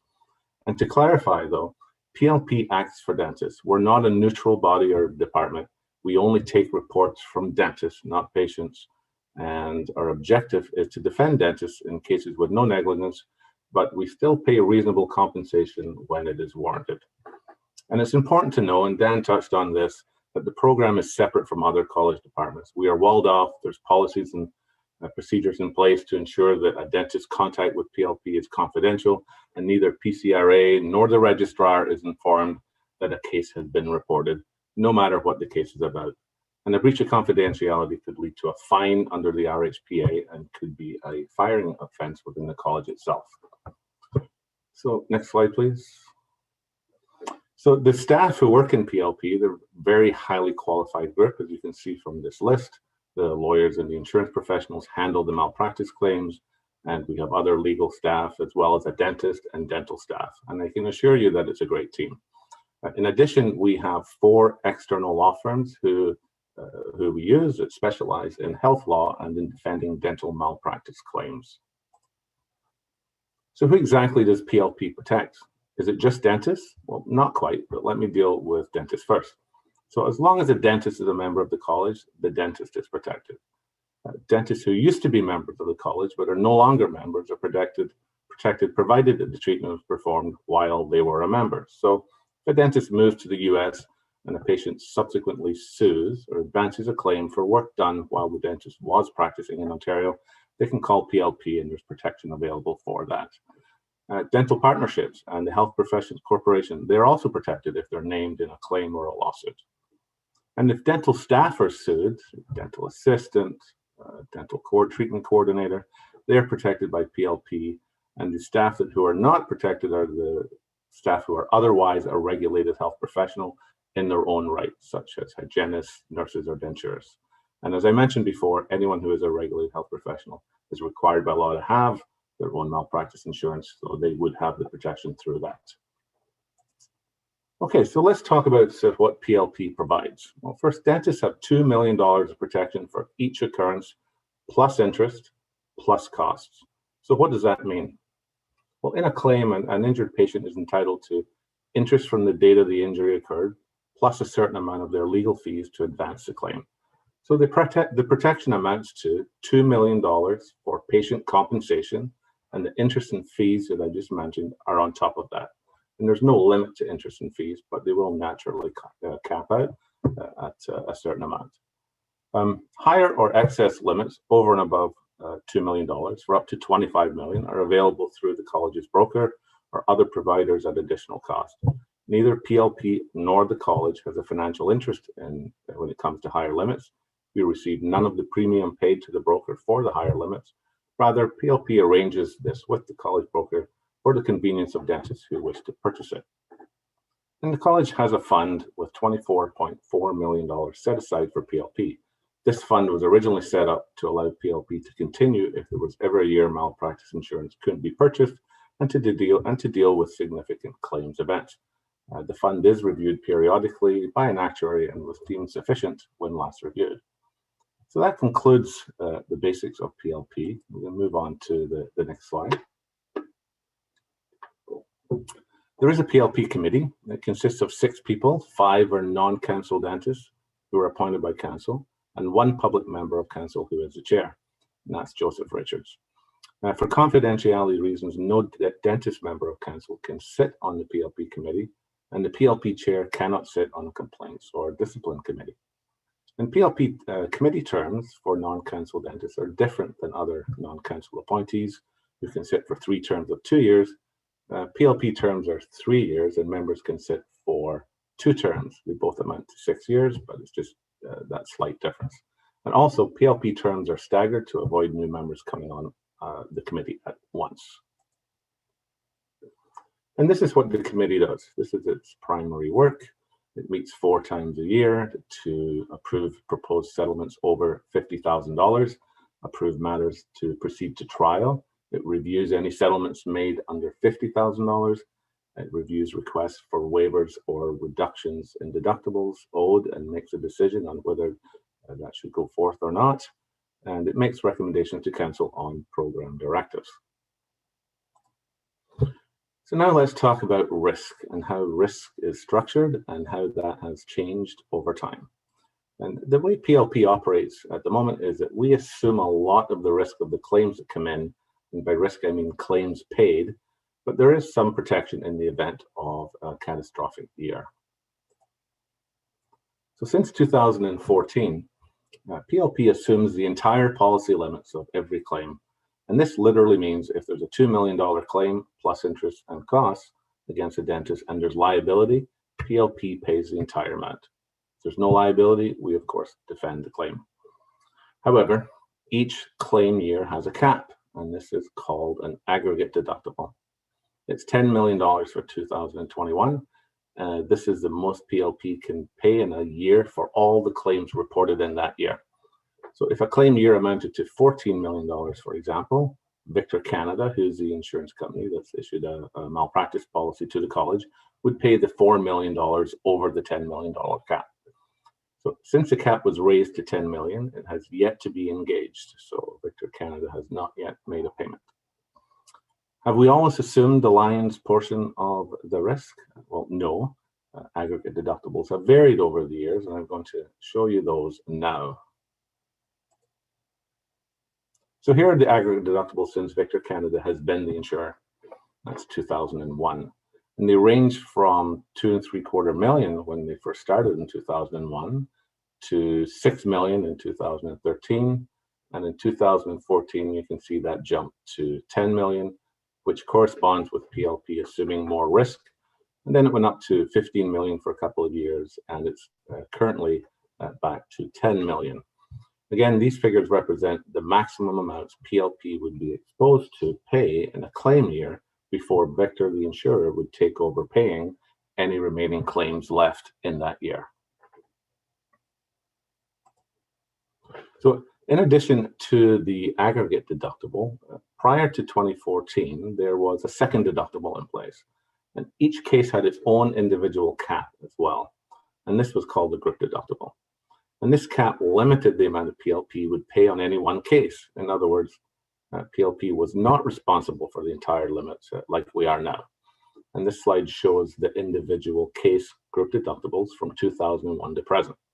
So for example, if there was a $2 million case on a 2012 matter, once you can see that the graph or the slide shows a $250,000 group deductible. Once PLP reached or paid $250,000, the insurer would step in and pay all the costs of that particular case afterwards, even if the aggregate deductible for the year had not been reached. Therefore, PLP's exposure was only the group deductible. You can see from the slide the group deductible was eliminated in 2014, and this was done at the same time that the other cap, the aggregate deductible, was raised to 10 million. So what is the benefit of assuming more risk, specifically eliminating these two deductibles? And the short answer is lower premiums. So the relationship between deductibles and premiums is straightforward. The higher your deductible, the lower the premium. Or to put it another way, if you're prepared to accept more risk by having a higher deductible, then it costs less to insure or reinsure the remaining risk. Now here's the premiums paid to Victor since it became our insurer in 2001. You can see the premiums were a lot higher from 2001 to 2013, ranging from 1.3 million in 2001 to 1.85 million in 2007, and then 367,000 in 2014 to the current 336,000 for 2021. So to explain how this worked, before 2014, let's take 2001 for an example, which is the lowest premium year before the model change in 2014. The per case group deductible was $75,000, and the aggregate deductible, which is the amount PLP is responsible to pay out for that year, was $2.75 million. So in order to have those two caps in place, we paid a premium of $1.3 million. And that's 21 years ago. And just for fun, I ran that through an inflation calculator and it amounts to $2 million. Okay, so the highest premium year we ever had was 2007, as you can see on the graph. That was $1.85 million. By that time, the individual case deductible or group deductible that year was $100,000, and the aggregate deductible had been raised to $4 million by that time. So in addition to paying $4 million for claims by way of the aggregate deductible, we also paid $1.85 million in premium. So looking at the recent premiums, so after assuming more risk in 2014 by eliminating the two deductibles I talked about, premium savings dropped by over $1 million. And you can see on the slide that these savings have more or less stayed constant every year since. So to conclude this section, here are some pros and cons. So lower deductibles means less risk, but higher premiums. There's more protection in the event of a catastrophe. There's more certainty of claims costs. You can't go over your low aggregate amount. And higher deductibles means higher risk and lower premiums. There's a potential to save money in the absence of a catastrophe or series of large claims. And there's less certainty of the individual claims costs year over year. Next slide, please. Okay, so here are the number of reports PLP receives annually since 2010, so it's a 10-year report. Other than 2020, you can see reported claims have fluctuated between a low of 1,329 in 2014 and almost 1,700 in 2017. So 2020 shows 1,249 matters. That's a drop of 21%. 1% compared to 2019. That's all related to COVID-19 and office closures early in the pandemic. So this is a snapshot of PLP open files on a random day. And this random day happened to be February 28th to 2021, which is the day we created the slide. Almost every day, these numbers will change slightly. So we close files, we receive new reports, we add new lawsuits, we settle lawsuits, we close claims, and we close files. So generally at any given time, we have approximately 700 matters open across a number of years. So on this particular day, February 28th, PLP was handling 499 lawsuits, 165 matters in which there was threatened litigation, and we were helping 40 dentists with releases for refunds or other payments. And there was 30 precautionary matters waiting to see if a claim is going to arise. So lawsuits take longer to resolve over time than any other category, and that's why it's highest in terms of open files. Okay, so this is our Pac-Man or our pie chart showing the percentage of cases paid and not paid in the 10-year period, 2011 to 2020. The large blue piece of the pie that represents 93.75% of reports that were closed with no payment by PLP. And the orange and green slices combined 6.25% of reported cases which had payments by PLP. So 5.53% of payments were $50,000 or less, and less than 1%, so 0.72%, were over $50,000. And so to put this in perspective, this 10-year pie represents 15,178 reports to PLP. And this very interesting slide is the claim payout number slide. The program's 20-year loss experience is shown in this graph. So the blue line shows the claim payout amounts for claims reported each year since 2001. Again, that year is picked because it's the same insurer that we've had since that time. To be clear, this is what all the claims costs are reported in a particular year. So for example, in 2001, 1,529 claims were reported to us. Some of those needed to be settled and incurred costs. So what was the total cost of those matters? In 2018, what is the predicted cost of the 1,600 matters that were reported? That's what this graph shows. There's also an orange line, which shows the rise in the number of dentists registered with the college each year, and I'll talk about that in a minute. Looking at the blue line, the claims payouts ranged from 4.7 million in 2001 and are predicted to be under 4 million in 2020. There are a number of higher and lower years along the way, as you can see in the blue spikes. From 2001 to 2013, the lowest claim payout year was 4 million in 2010, and the highest was almost 6.5 million in 2009. So it's important to note that the aggregate deductibles for most of those years were reached. So PLP only paid the aggregate deductible amount, and the insurer paid the overage. In other words, the insurer absorbed those fluctuations you see in the spikes year over year up to 2013, and the college at that time knew its cost would be limited to the aggregate deductible. So more recently, after we assumed more risk in 2014, you can see on the graph the claim payout predictions have lowered somewhat and range from 4.3 million to just under 4 million in 2020. And the exception, of course, is 2017. And you can clearly see the spike for that year. It's the largest spike on the graph. This is a year that class action litigation was commenced against several dentists. There are 2 class action lawsuits, and predicted payouts for all the 2017 matters, including the 2 class actions, is 7.2 million. So the class actions alone are expected to cost 3.5 million in indemnity and legal and other fees to defend and administer those settlements. Now, the aggregate deductible for 2017 was 15 million, so there will be no contribution from the insurer for losses. 7.2 million is still well below that aggregate amount. And I think I mentioned this earlier, and there will be no contribution from the insurer for any other year since 2014 for the same reason, because all the losses are well below the aggregate deductibles of 10 and 15 million. So let's talk about the orange line. So the orange line shows the rise in the number of dentists over the same period of time. In 2001, there was 7,388 dentists compared to 10,841 in 2020. This is a 47% increase in the number of dentists. But despite this, claims payout costs per year have not increased in tandem with the number of dentists. Rather, the actuary currently predicts lower payouts than the 2000s, as you can see from the blue line on the graph, with the exception of the 7.2 million for the 2017 year.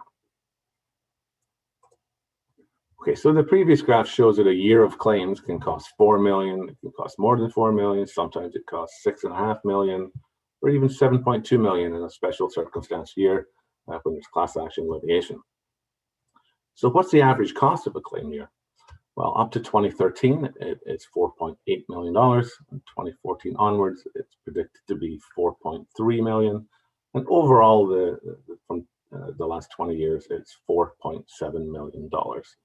And just as a note, these are the claim payout averages, and they do not include premium costs. Claim costs have fluctuated in this 4 to 6.5 million range for 20 years, and fluctuations are caused by both the quantity of cases reported and how severe the injuries are. So in PLP, we do engage in risk management strategies, such as those contained in our Core 1 courses. I know some of you have taken those.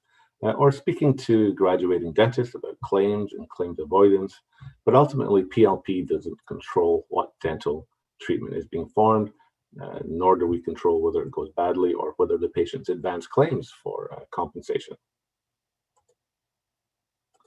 So in addition to the claim payout cost, there's the administration cost or operational cost of PLP itself for salaries, benefits, the premium committee costs, brokerage fee, etc. And in 2020, this amounted to 2.65 million. So lastly, I would like to talk about the loss provision. So the annual loss provision is different from the loss experience. The loss experience is, the loss provision is an estimate for claims payouts for an additional calendar year of claims, as well as the cumulative increase or decrease in claim reserves for open files across all years. So therefore, the loss provision is not the amount of money actually spent in a claim year or a calendar year. Rather, it's the value needed to be added to the portfolio every year to ensure all open claims across all years are paid. And this includes another year of claims, which we know average excess of $4 million. The loss provision can fluctuate year over year, with cases changing in severity over time.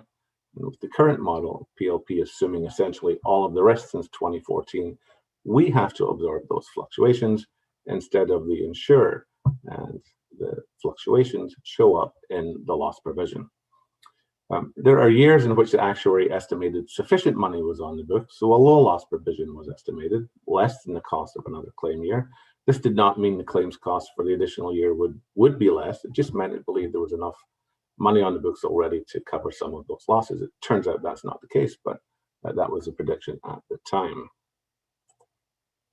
So this is my last slide. As an example, I would like to break down the 2018 loss provision, which was 8.2 million. So this consisted of the value of adding another year of claims, calendar year of claims, and which let's call that 4 million, plus changes to the value of the claims portfolio for existing cases, plus an additional $3.5 million to account for the class action lawsuits launched the year before in 2017. So this 8.2 million loss provision wasn't money paid out into the 2018 calendar year. It was the change in the value of the portfolio for that year. So in terms of the two 2017 class actions, one settled and one hasn't. Their reserves are both posted and accounted for in this 2018 loss provision, but the funds for the one that settled were just paid out this year in 2021. And as I said, the other one has not settled and funds have not yet been paid. But with respect to the action that settled, that amount will then be attributed back to the 2017 year in terms of loss provision, because that's when the claim was reported. So hopefully that wasn't totally confusing. It's probably slightly confusing, but that's the end of my presentation. So I'm going to turn you over to Jeff, who has a few slides. Thank you, Alan. Can you advance one of the slides, please?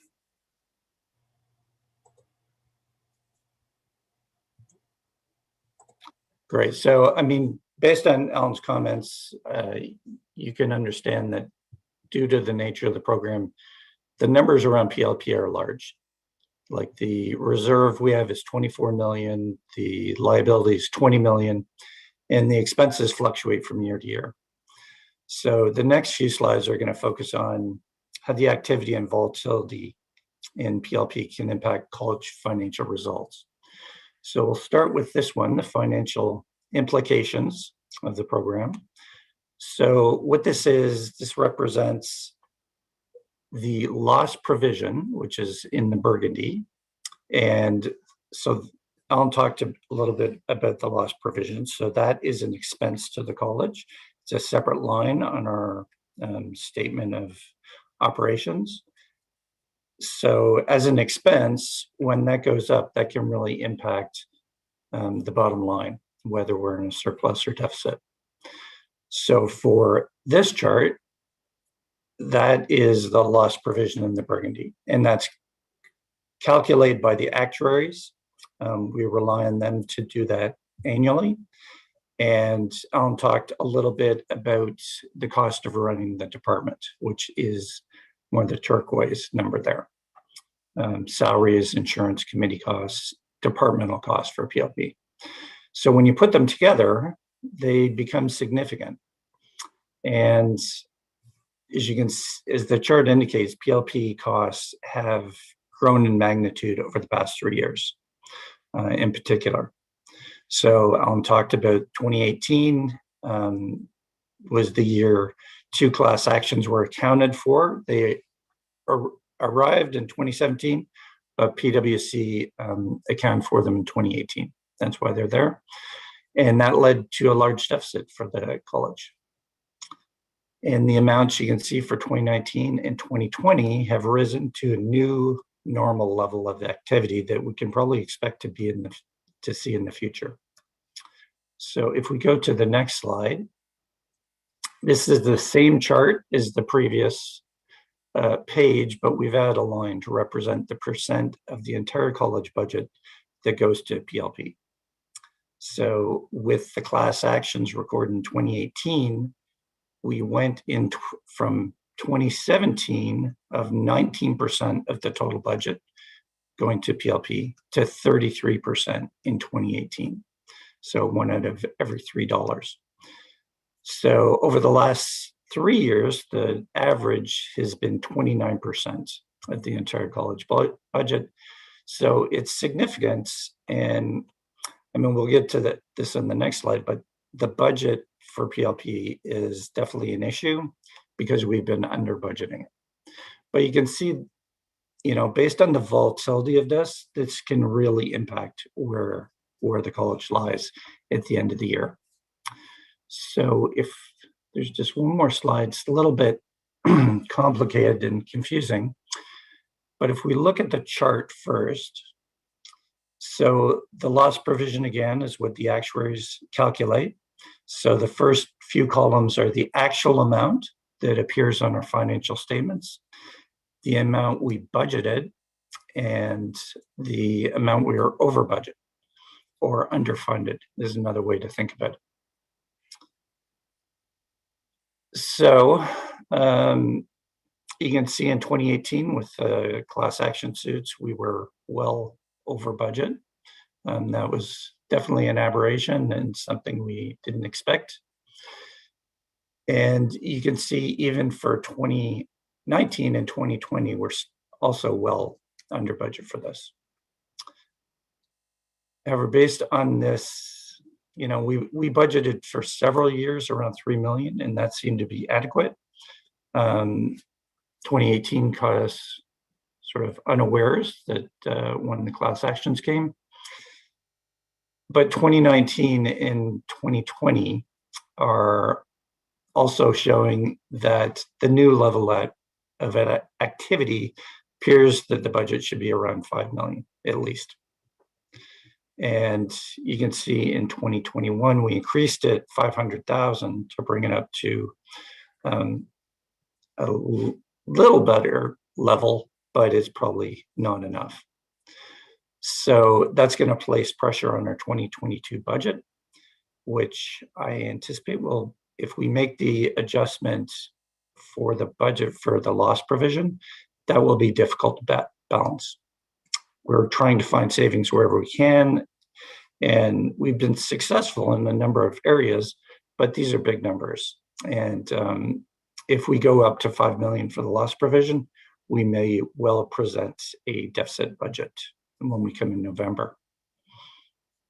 Now, the second half of the chart lists the impact on the revenue of the fee increase and the college position at the end of the year. So most council members will know we had a 3-year fee increase of $200 one year, $75, and then $75, which was for 2021. So we've listed the approximate revenue that came in as a result of those fee increases. And so if we sort of compare things, so if we start at the bottom of the chart and we look at 2018, you can see the large increase in the loss provision ended up with the college having a deficit of $5 million. So that one matches up pretty nicely. In 2019, we had a fee increase that brought in about $2 million, which pretty much balanced where we were with the loss provision over budget as well. So we had a deficit of 400,000, but that's it was very much muted by the fee increase. In 2019, the fee increase largely balanced the, sorry, that's 2019. For 2020, savings were found in a lot of other areas. And when we talk about the audit statements, the pandemic generated a lot of savings. So we used those as well as the fee increase to essentially balance the budget. So $47,000 deficit is pretty close to balanced. So we'll see what transpires this year. We're going to be get some detailed information from our actuaries in mid-year, so we'll have better information on which to plan. But I think the point is that PLP has a very large impact on the college's financial position, and the over budget line shows that we've been underfunding it on a budget basis. So that's something we'll have to definitely consider this year as we go through this and generate our budget. So I think if you go to the next slide, I think that's it. And I'll turn it back to Dan for questions. Actually, Jeff, I'll turn it back to myself if you don't mind. So thank you, gentlemen, for the presentation. And any questions from council? Please type it into the chat.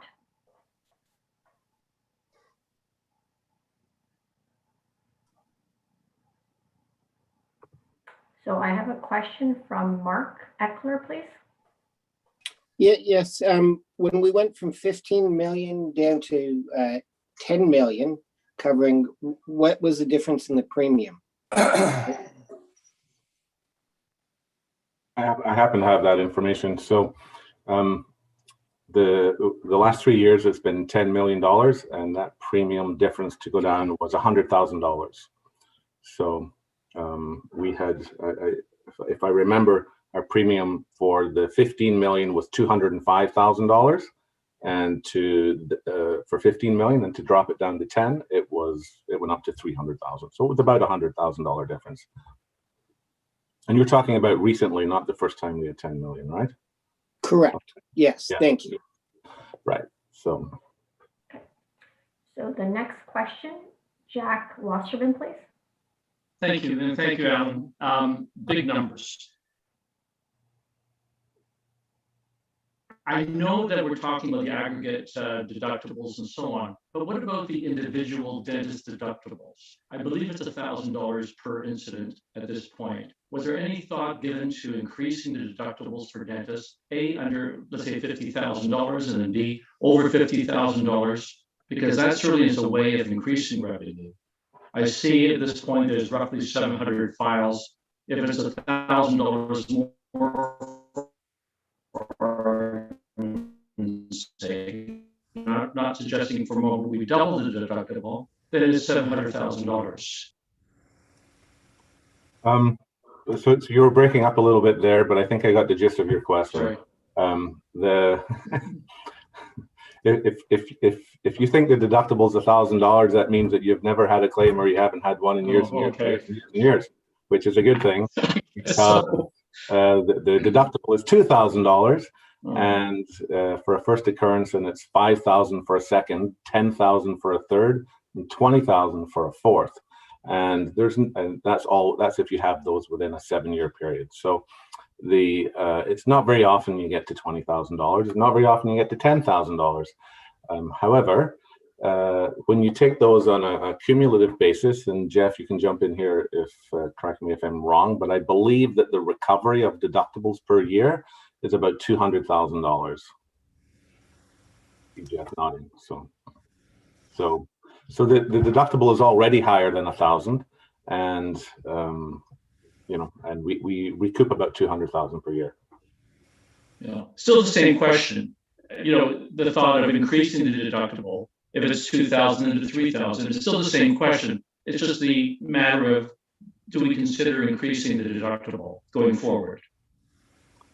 Well, that topic hasn't come up. I mean, I can take that to committee and we can talk about that. And that's certainly something that we can explore. Or maybe one of our larger problems at the moment is getting people who have a 20,000 to pay. Thank you. Dan, did you have a comment on this item, or did you want to comment later?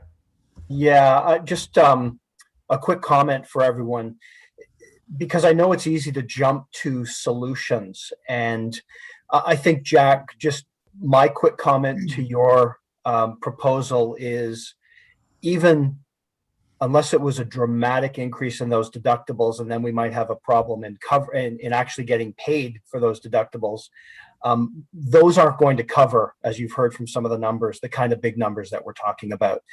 And so I did want to just alert council to the fact that we are looking at a number of different ways that this can be structured, the program. If there's a way to bring more certainty into this, we will. Because at the end of the day, what I want you to take from the presentations that you just heard, even though it had a lot of material in it, is that PLP is a successful program. I have no question. It's doing all the right things to make sure as a program, it's demonstrating through a number of metrics that it is successful. But we have the impact on the college. And so when we cannot budget $2 million more for the loss provision that we anticipate, that $2 million has to come from somewhere if we're going to strike a balanced budget. Where does it come from? Well, I guess the first place you look, unfortunately, are the regulatory programs. And that's the point that I want to make.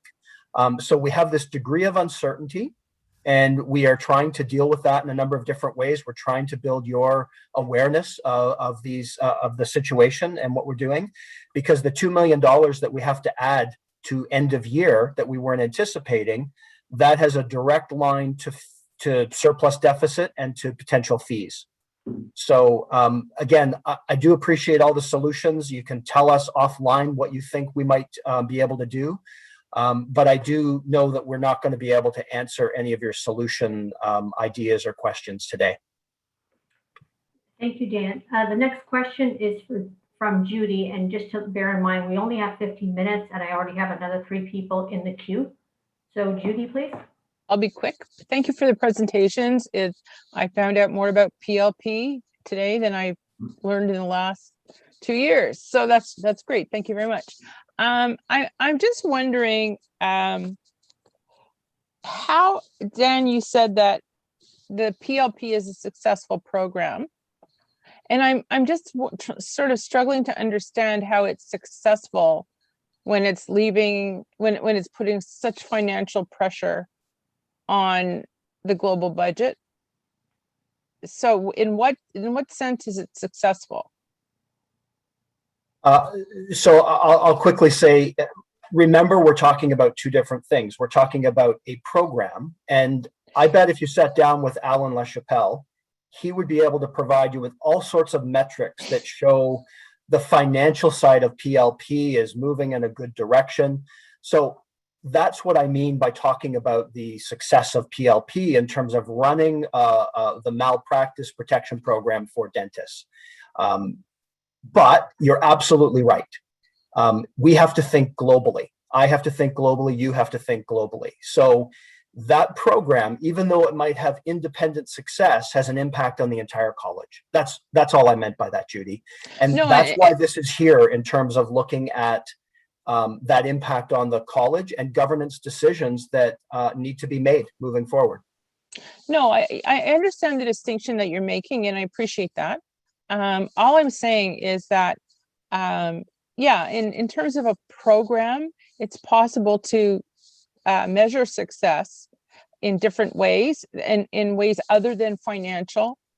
But I think that from a governance point of view, one of the this is a significant cost to the council or to the college, and it seems to me that we need to take a hard look at how it's being funded, which I understand you're doing. And I know that the next item is fee review, but this is actually, for me, this is a point of concern. You know, that it's the auditor says that the reserves are sufficient. That's great. But on a year-to-year basis, it's running a deficit. So from a council point of view, I don't see this as success in the impact sense. That's my comment. Thank you for your comment. Dan, did you need to respond, or can I move on to the next individual? No, move on. I think it's a very good comment. Nalin, please. Yeah, thank you. Thank you, Alan, for a great presentation. I just have a comment and a question. My first comment is about the difference between theory and practice. In theory, there is a firewall between PLP and the RCDSO. Individual dentists who are on one side aren't heard from committees on the other side. So in theory, there's a firewall, but in practice, as we're seeing operationally, one is having a huge effect on the other. And so does this not interfere with our mandate to protect the public? And my second question, or my question is for Alan. It seems that there's these two class action lawsuits have caused most of the deficit. So when these go away, will the deficit go away? Thank you for your question. So the first one is the firewall. So the firewall is really about the exchange of information, right? So there's if a dentist reports to PLP, then the fact that they have a case, and it could be egregious, is not reported to the complaints process or the registrar for other action. So that's what the firewall is with respect to, right? So it's not so much about the finances between the two, but your first question mentioned the firewall and then the finances. But the firewall has to do with the confidentiality and dentists being able to report to PLP and knowing that nothing else is going to happen. Okay, so as a department of the college, we have to have it has to be funded, and that's done through finance. So yes, the class actions had a significant impact on our finances, and and that was taken up in the 2018 loss provision year. And as in Jeff's slides, there were 3 years where we are budgeting $3 million to pay for claims, and it's clear from the average that that's not enough. So that's what Jeff is referring to, that we have to start funding those cases. And and my next comments are also going to kind of touch on Judy's comments, but our claims predictions, what we're paying for claims now in 2020, are predicted to be lower than what they were in 2001, despite having 45% more dentists. So, so that's a good thing. However, if your claims costs are this and your actuary is telling you to budget a different amount, that's what Jeff is referring to about the underfunded or over budget aspect. So, does that answer your questions? Yes, it does. So thank you. You're welcome. So thank you. Next on the list is Peter. Your question, please. Yeah, just a quick question for Alan.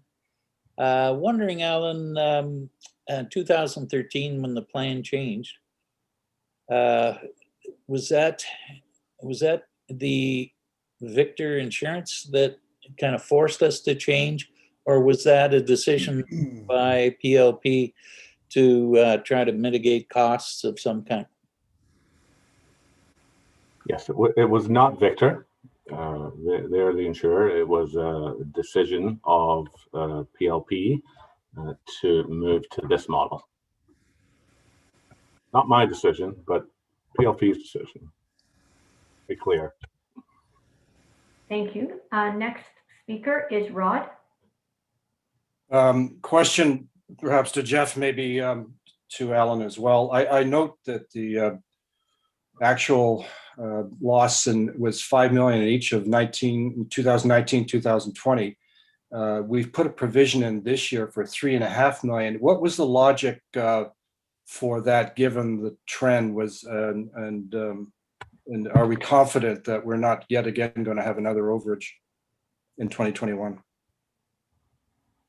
Well, I'll start and maybe Alan can jump in. So 2018 sort of caught us unawares. We thought that was aberration. So in 2019, we kept the budget low. We thought with the lawsuits sort of settling,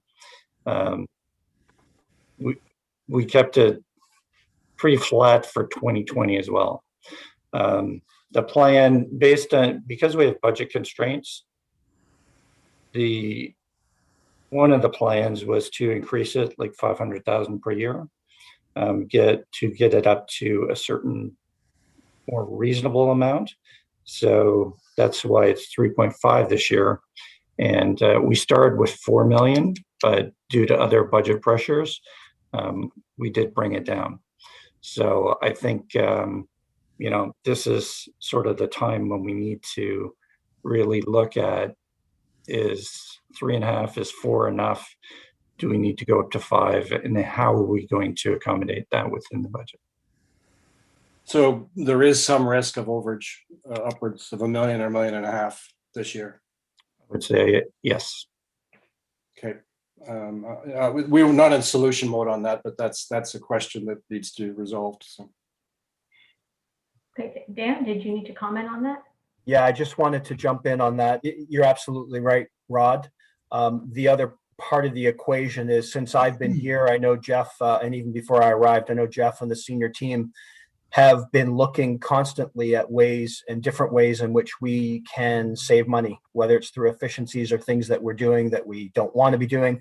I mean, a lot of that was contribution from COVID and just not having to have face-to-face meetings. So that contributed quite a bit.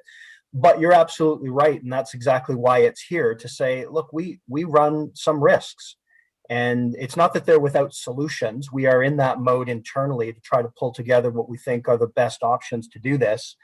But I also think there is a communications piece as well, in that whenever the fee goes up for the profession, there is a perception or a sense that it's all regulatory.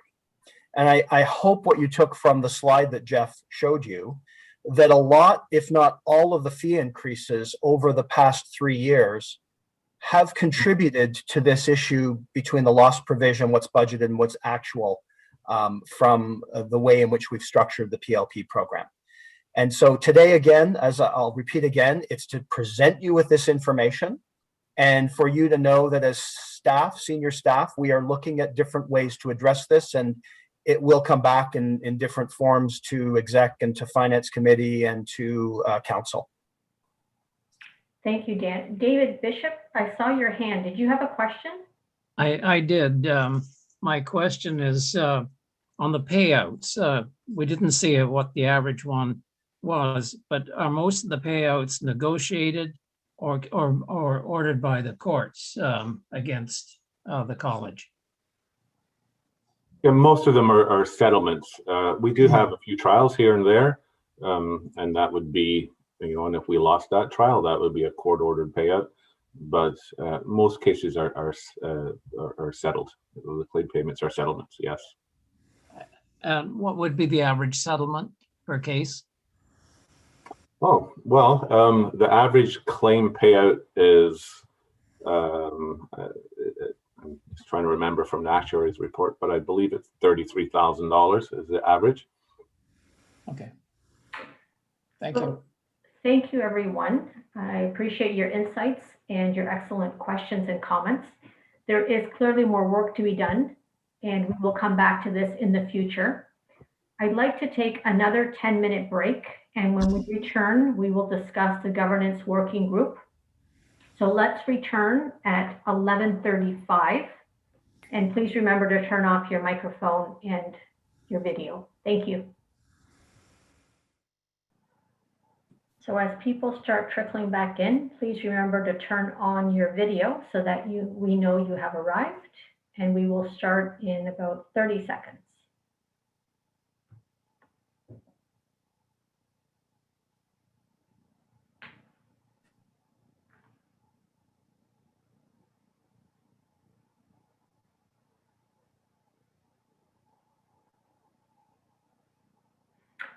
All right, the time I have is 11:35.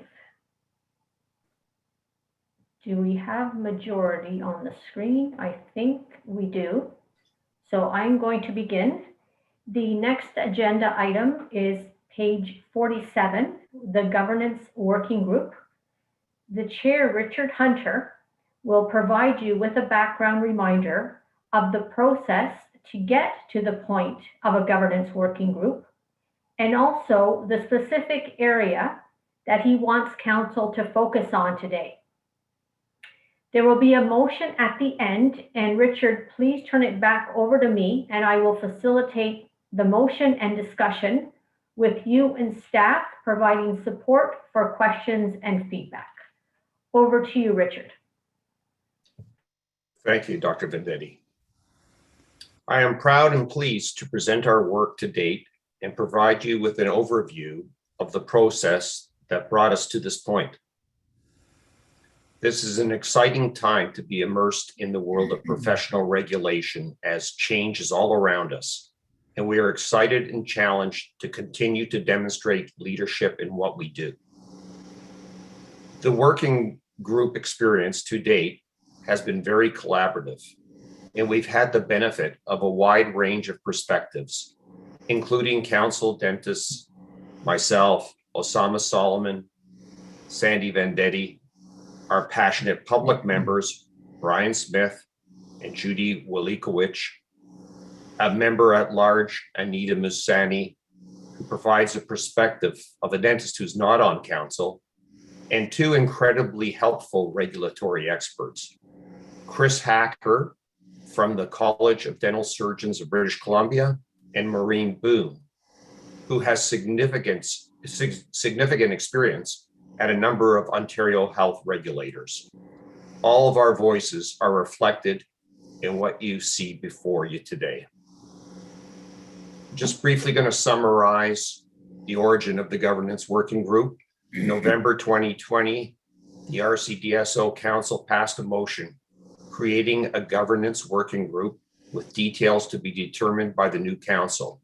In January 2021, the newly constituted council approved the composition and terms of reference for the group and appointed the council member participants. Council asked the executive committee to appoint the remaining members through a selection process. And in February 2021, the executive committee appointed the remaining members and selected a chair.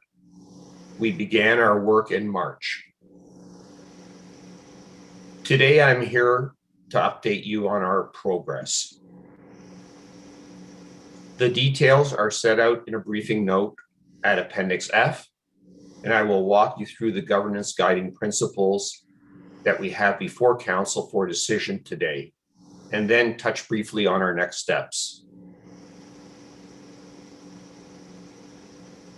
Next slide, please.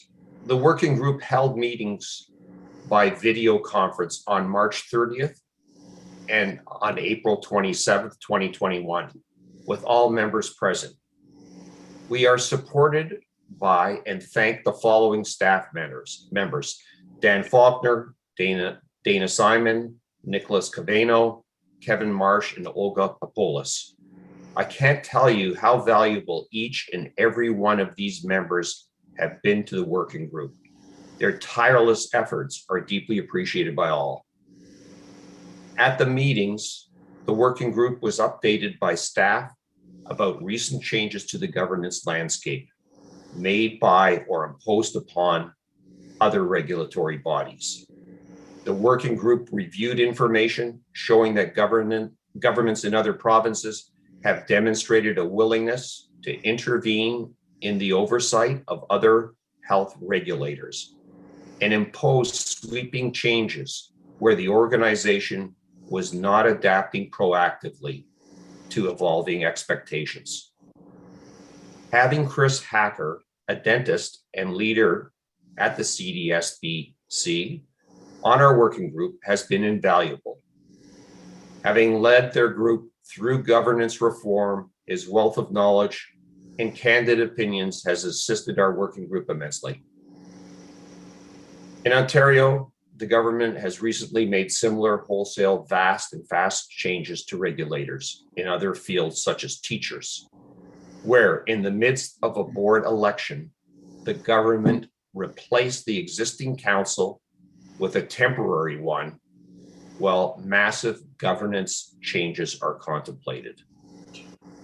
The current regulatory environment requires the RCDSO to consider governance changes and initiatives that advance the public interest as a matter of high priority and urgency. We discussed the process of formulating guiding principles and provided suggestions as to what should be included in a facilitated session. We also reviewed and revised a work plan to chart the course of the working group's deliverables. The working group's initial task was to deliver a set of guiding principles for the RCDSO to reflect our commitment to sound governance practices and to support effective decision-making in the public interest. The guiding principles are intended to assist Council in the exercise of its responsibilities and serve as a framework within which Council and the working group may chart out its future governance activities. Before I present the principles to you, let's discuss why governing principles are important for our organization. Over the last several years, we've seen an increasing call to modernize the oversight of regulatory bodies in Canada and around the world. We see the principles are a first step in shaping our response to rising expectations from the public and from government. Governance is about making good decisions in the public interest. The principles embody our commitment to sustaining governmental and societal confidence in our ability to make those decisions. They also allow us to press the reset button. The principles reiterate our existing commitments and set out some new ones so we can unite behind them. They make our default position explicit so it can serve as a foundation for the rest of our work and remind us of what we should strive towards. The principles also allow us to be very clear about our focus. We are demonstrating the college's ongoing commitment to the public and our ability to adapt to rapidly changing healthcare landscape. The principals serve as a touchstone for culture and tone. We don't often get the opportunity to discuss culture and tone explicitly, but in doing so at the outset allows us to set an anchor that we can turn to when dealing with the more challenging work ahead. The principals remind us about why we are here. The college is joining other regulatory leaders to work proactively with government to support change, rather than having changes imposed upon us. Finally, the principles offer a basic framework for dynamic reflection about the people, processes, and structure involved in our work on governance moving forward.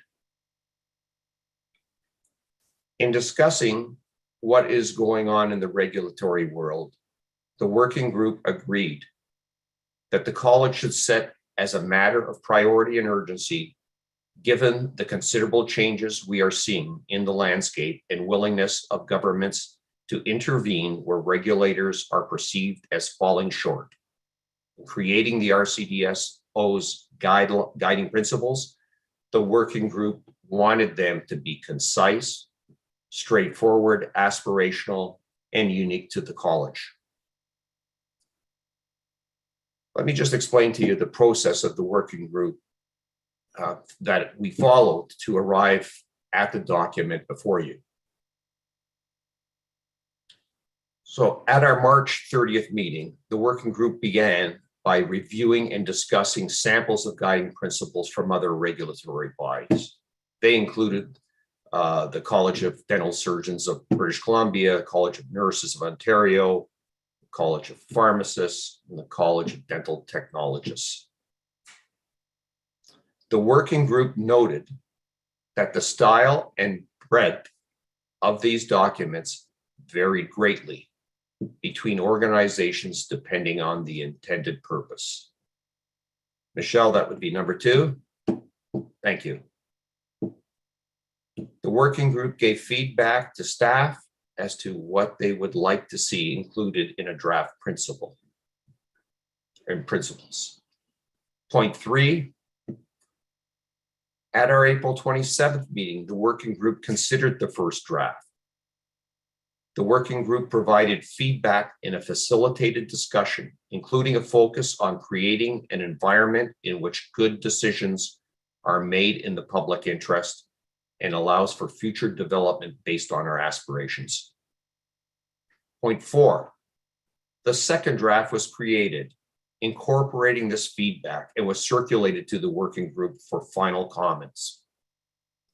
In point 5, the result of all this collaboration are the 5 guiding principles that I am proud to put before you today as a recommendation to be adopted by council. The proposed final document is attached for council's consideration, which is at Appendix F of your materials. So let's go through our 5 guiding principles. Please note, we wanted to be clear, concise, and focused. And the principles are not comprehensive, but instead we've aimed to reflect the most important priorities for council. Our fundamental responsibility is to regulate in the interests of the patients. That is number 1. Reminding us of our mandate as an organization was the clear place to start. Principle number 2, our activity is conducted transparently, reported publicly, and evaluated continuously to improve our effectiveness. We wanted to show that we understand the calls for greater transparency, for a stronger relationship with the public, and to commit to continuous improvement. After all, we have nothing to hide. Point 3, our leadership is shared by dentists and public members. A competent and diverse council benefits from the perspectives of both dentists and members of the public. While we don't know what the council's size or composition will be, it's important to stress shared leadership between the profession and the public. Point 4, we anticipate emerging risks and embrace opportunities for regulatory and governance innovation. With this principle, we acknowledge the considerable changes we've seen in the landscape and commit to demonstrate continued leadership in regulation and governance. We will adapt and change where doing so improves our ability to fulfill our mandate. We will be proactive in our efforts to evolve how we function in order to effectively meet our obligations.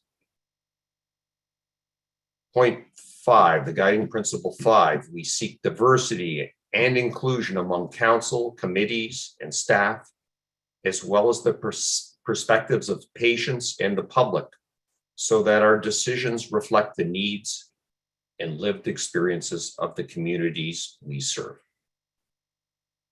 Here we are demonstrating our active efforts to ensure that the activities of the college and council reflect a wide range of issues and needs.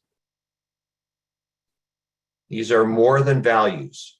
We are taking meaningful action to obtain viewpoints from unrepresented groups at all levels and believe that doing so will result in better decisions.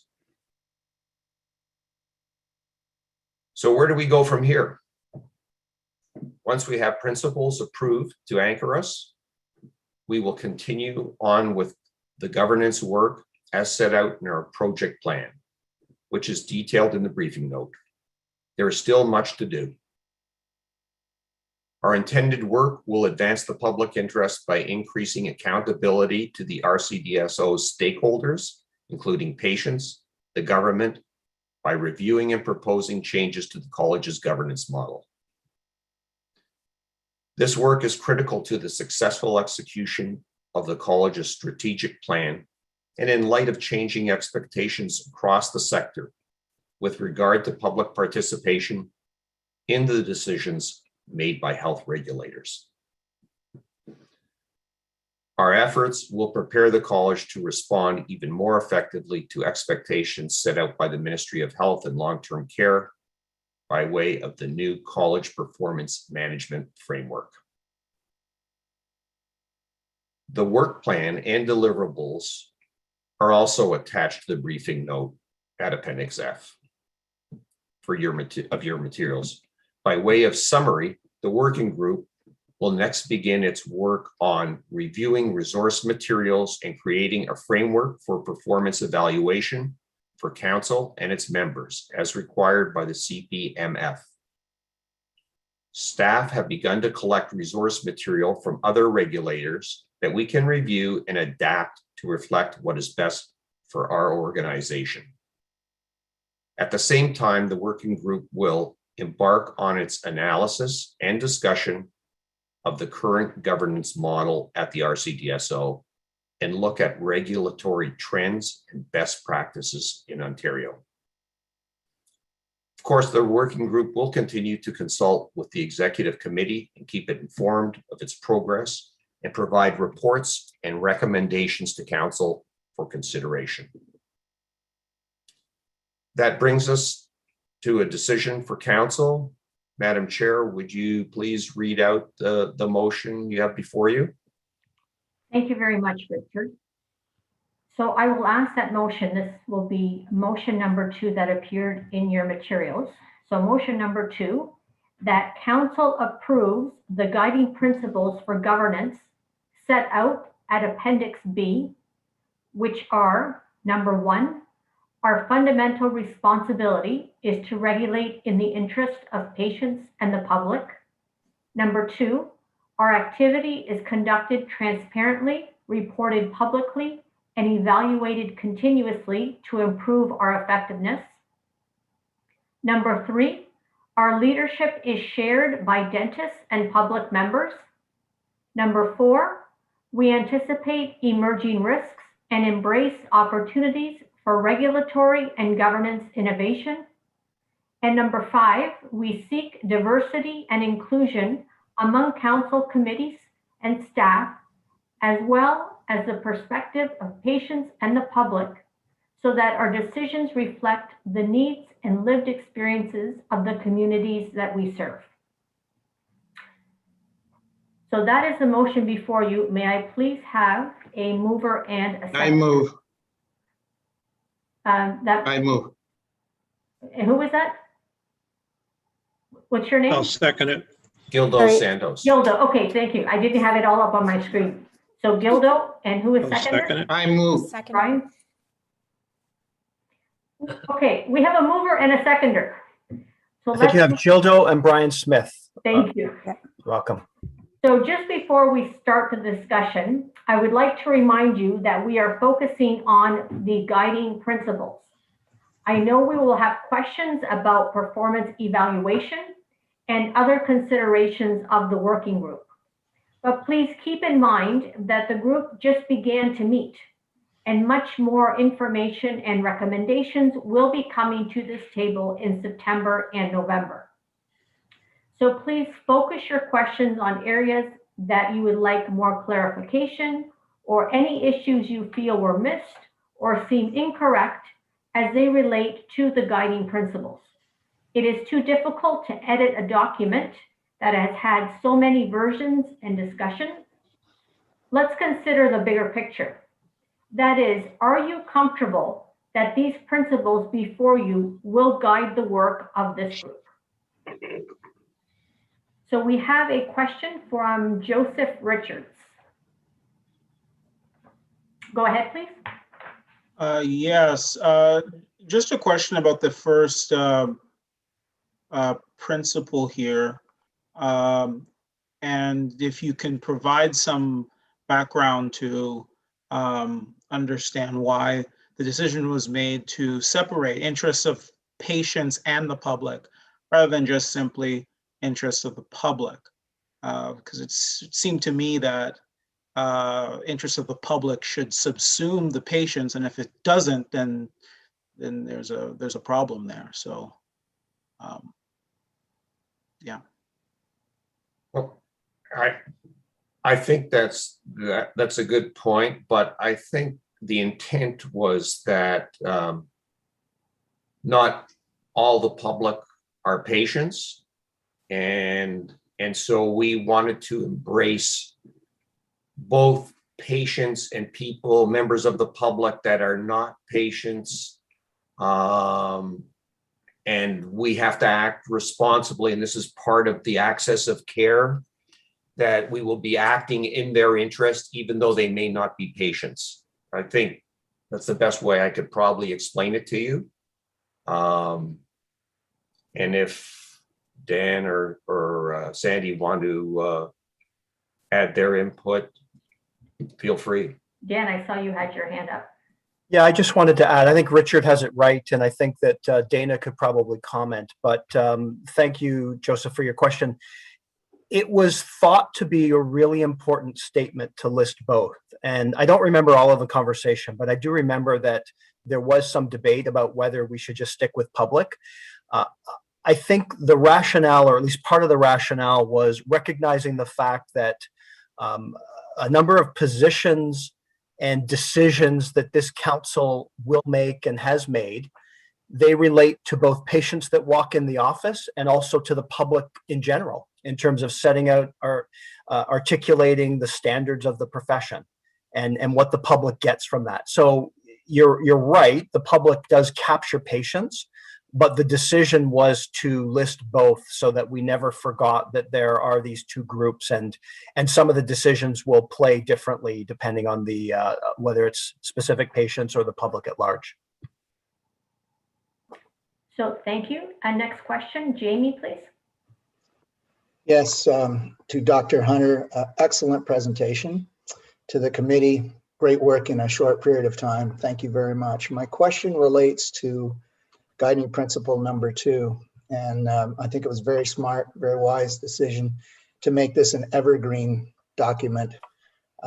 What will be the frequency for updating, Richard, in terms of, how often will the document be reviewed and updated? Have you figured that one out? And I suspect staff now is trying to figure out what resources you will use to actually opine on with regard to keeping pace with other similar documents? Thank you. Thanks, Jamie, for your kind comments. I'm not going to be able to answer your question. I know that in our 2 meetings, we did address that the guiding principles, all the governance, the whole governance model has to be updated. And we even talked about possibly, I mean, I'm sure we will establish a committee to oversee updating the governance model on a regular basis. But the frequency, we haven't got there yet. We've just had 2 meetings, 2 hours each meeting, and believe me, and then some online stuff with the information that the college staff sent to us for comments. And this is what we've come up with out of the 2 meetings. So suffice it to say, there will be updates to the governance model because we really feel it's an important part of what we do. Thank you. We have a comment from Nancy DeSanto. I'm pleased to see this version of guiding principles for governance. It promotes serving the public and protection and collaboration. Well presented and excellent work. Thank you very much for that comment, Nancy. A question from Rod Stapleford to Richard Hunter. Excellent start. Of the 5 principles, which one or which ones are new or will now be more important vis-a-vis current governance principles?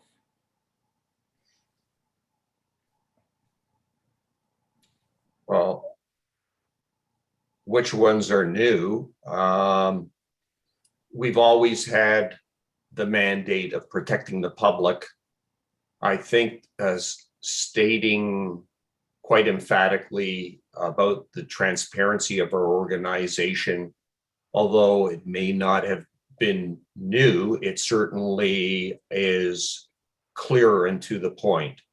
And I think also the shared leadership is something that's relatively new to our governance model. It emphatically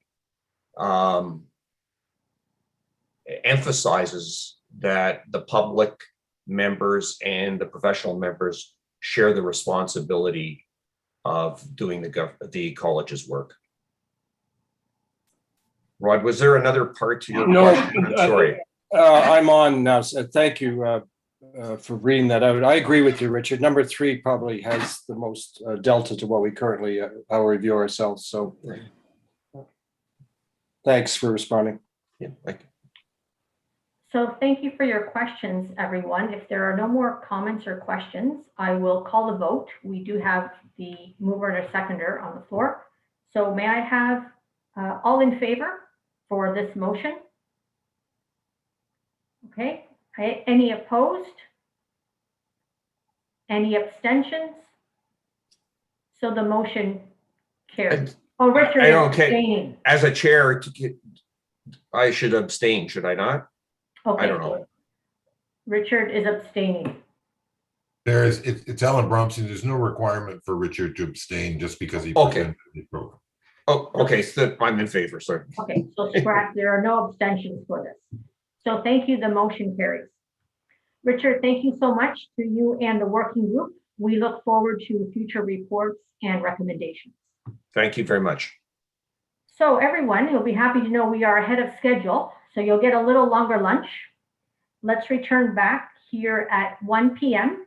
where we will hear from Mark Eckler and the audited financial statements. So we'll see everyone back at 1 p.m. Thank you.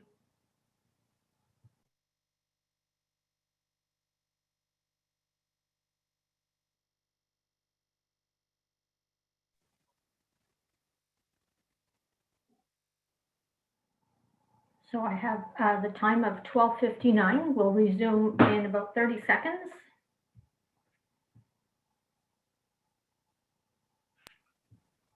Sandy, I haven't had an hour lunch for years.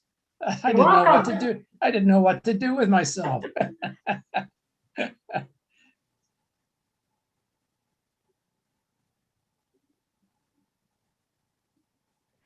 All right, Welcome back, counselors. It is now 1 o'clock, and I hope you had a lovely lunch. Our next item is a report from the Audit Committee, and there will be 3 motions for council's consideration. The materials can be found on page 66. Financial oversight is part of our governance role. In our council orientation with Linda Rothstein, she aptly spoke to our fiduciary duty and high-level oversight as being nose in and fingers out. The audit process is our oversight for financial accountability. So today we will consider approving the 2020 year-end audited financial statements submitted by our external auditor, Tinkham LLP. Mark, I will turn it over to you to walk us through the material. Thank you very much, Sandy. I'm pleased to bring you the report of the audited financial statements. I'd first like to thank the colleagues on the committee, Rob Stapleforth, Amelia Chan, and yourself, Sandy, for their commitment and support.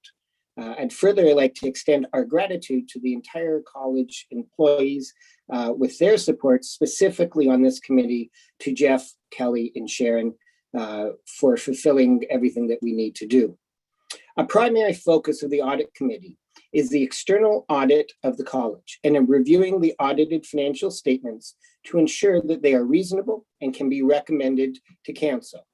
2 sets of audited financial statements are prepared for college.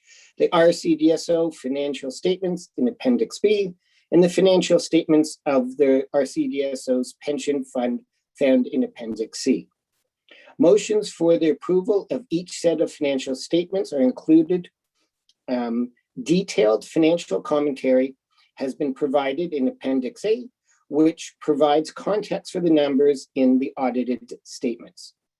Our audit firm, Tinkham and LLP, continues to be thorough and well organized, and the committee recommends their appointment for the auditors for the 2021 year. A motion to this effect is included. The role of the external auditor is to provide an opinion on the financial statements, to ensure that there are no significant deficiencies, and to review the appropriate internal controls are in place and operating effectively. The auditor has issued an unqualified, or what we call clean, audit opinion, indicating there is reasonable assurance that there are no material misstatements. The audit partner and audit manager from Tinkham and LLP attended the April meeting we had and presented their report on the 2020 audit. In the report, they explained their independent standards, the steps they undertook in the audit process, the audit risks they focused on.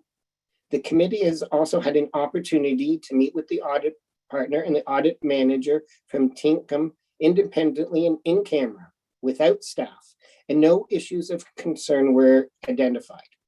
At this point, I'll ask Jeff to make some brief remarks on the highlights of the financial statements and would be pleased to take any questions. Jeff, please. Okay, thank you, Mark. So as Mark mentioned, we're recommending 2 sets of financial statements. So I'll have a few brief comments about them, some of the highlights.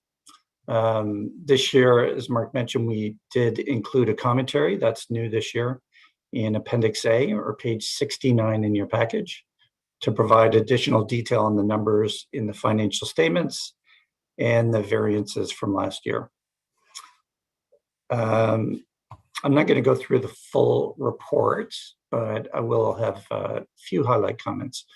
So as Mark mentioned, we have an unqualified opinion, which is exactly what we want for both sets of statements.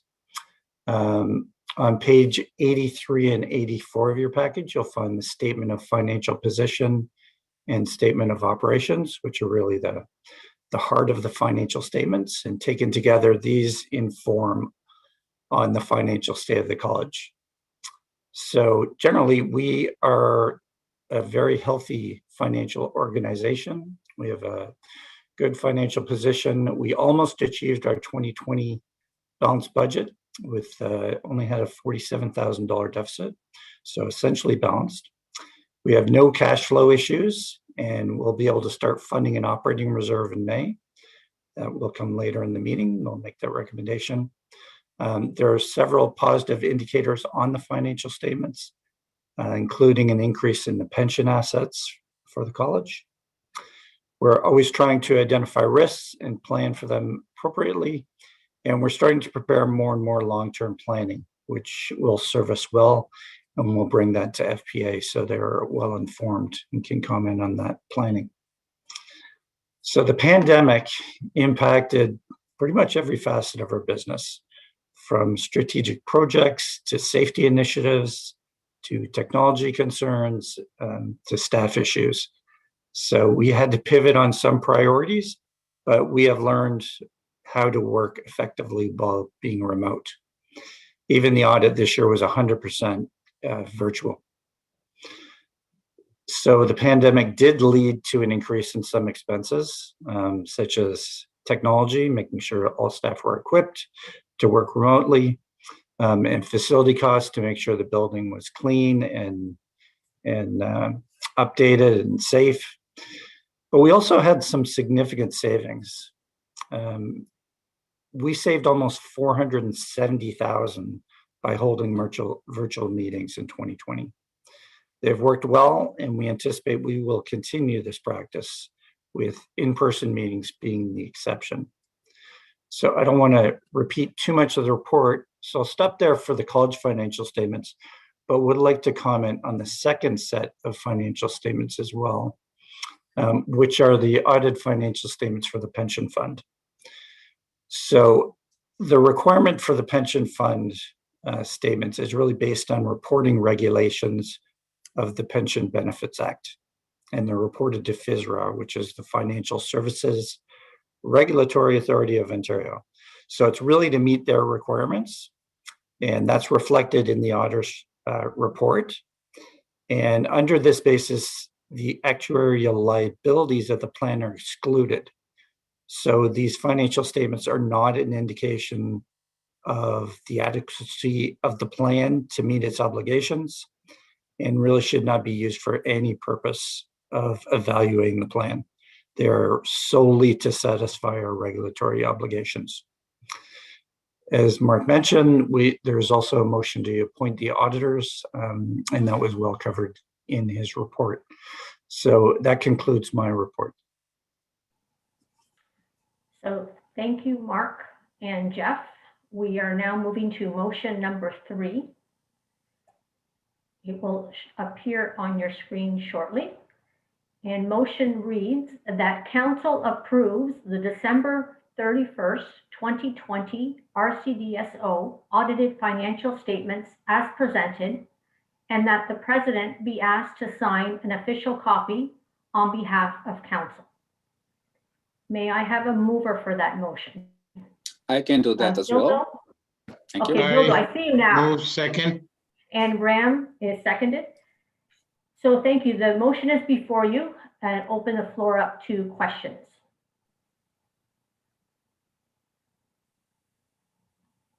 And please use the chat function. Please use the chat function.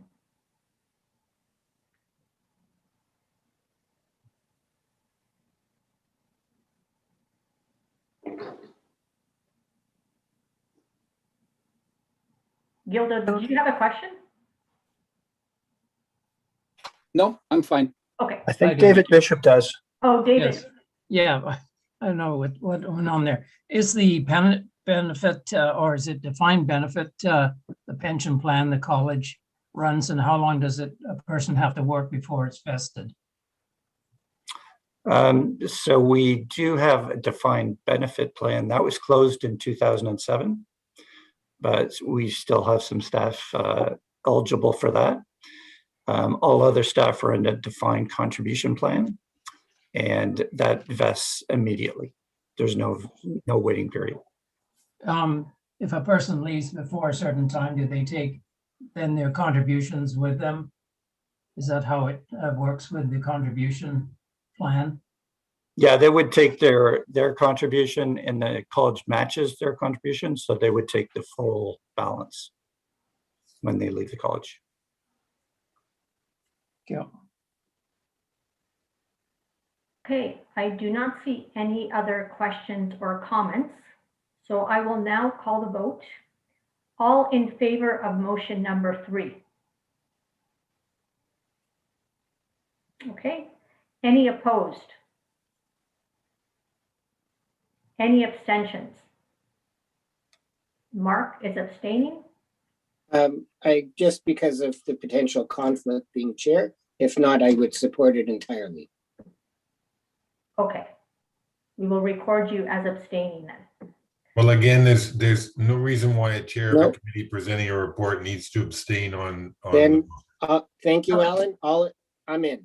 Mark is back in. Okay, so that the motion carries. Thank you, everyone.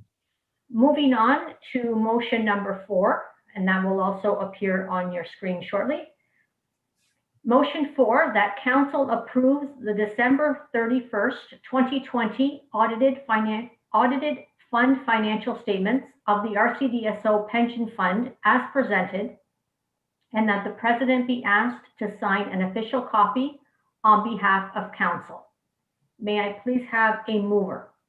I so moved. Richard. Mark, and then Richard second. Yes. Okay, so the motion is before you. We will now take any questions or comments.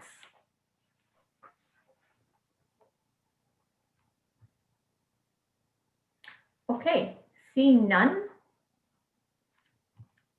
we can vote on the motion. All in favor? Any opposed? Any abstentions? Okay, and that motion carries. And now we will move on to motion number 5. And that reads that council approves the appointment of Tinkham LLP to conduct the RCDSO audit and the RCDSO pension fund audit for the 2021 fiscal year. May I please have a mover for that motion? Brian Smith and Jamie second. Any discussion on this item?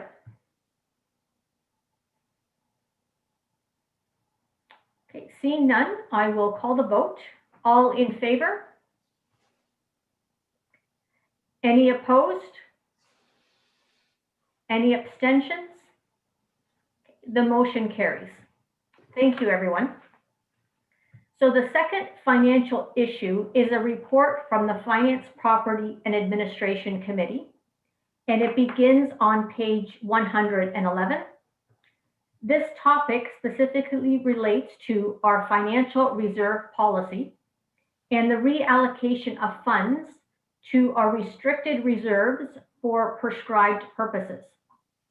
Council is reminded that the Ministry of Health College Performance Measurement Framework requires health regulatory colleges to maintain a sufficient operating reserve.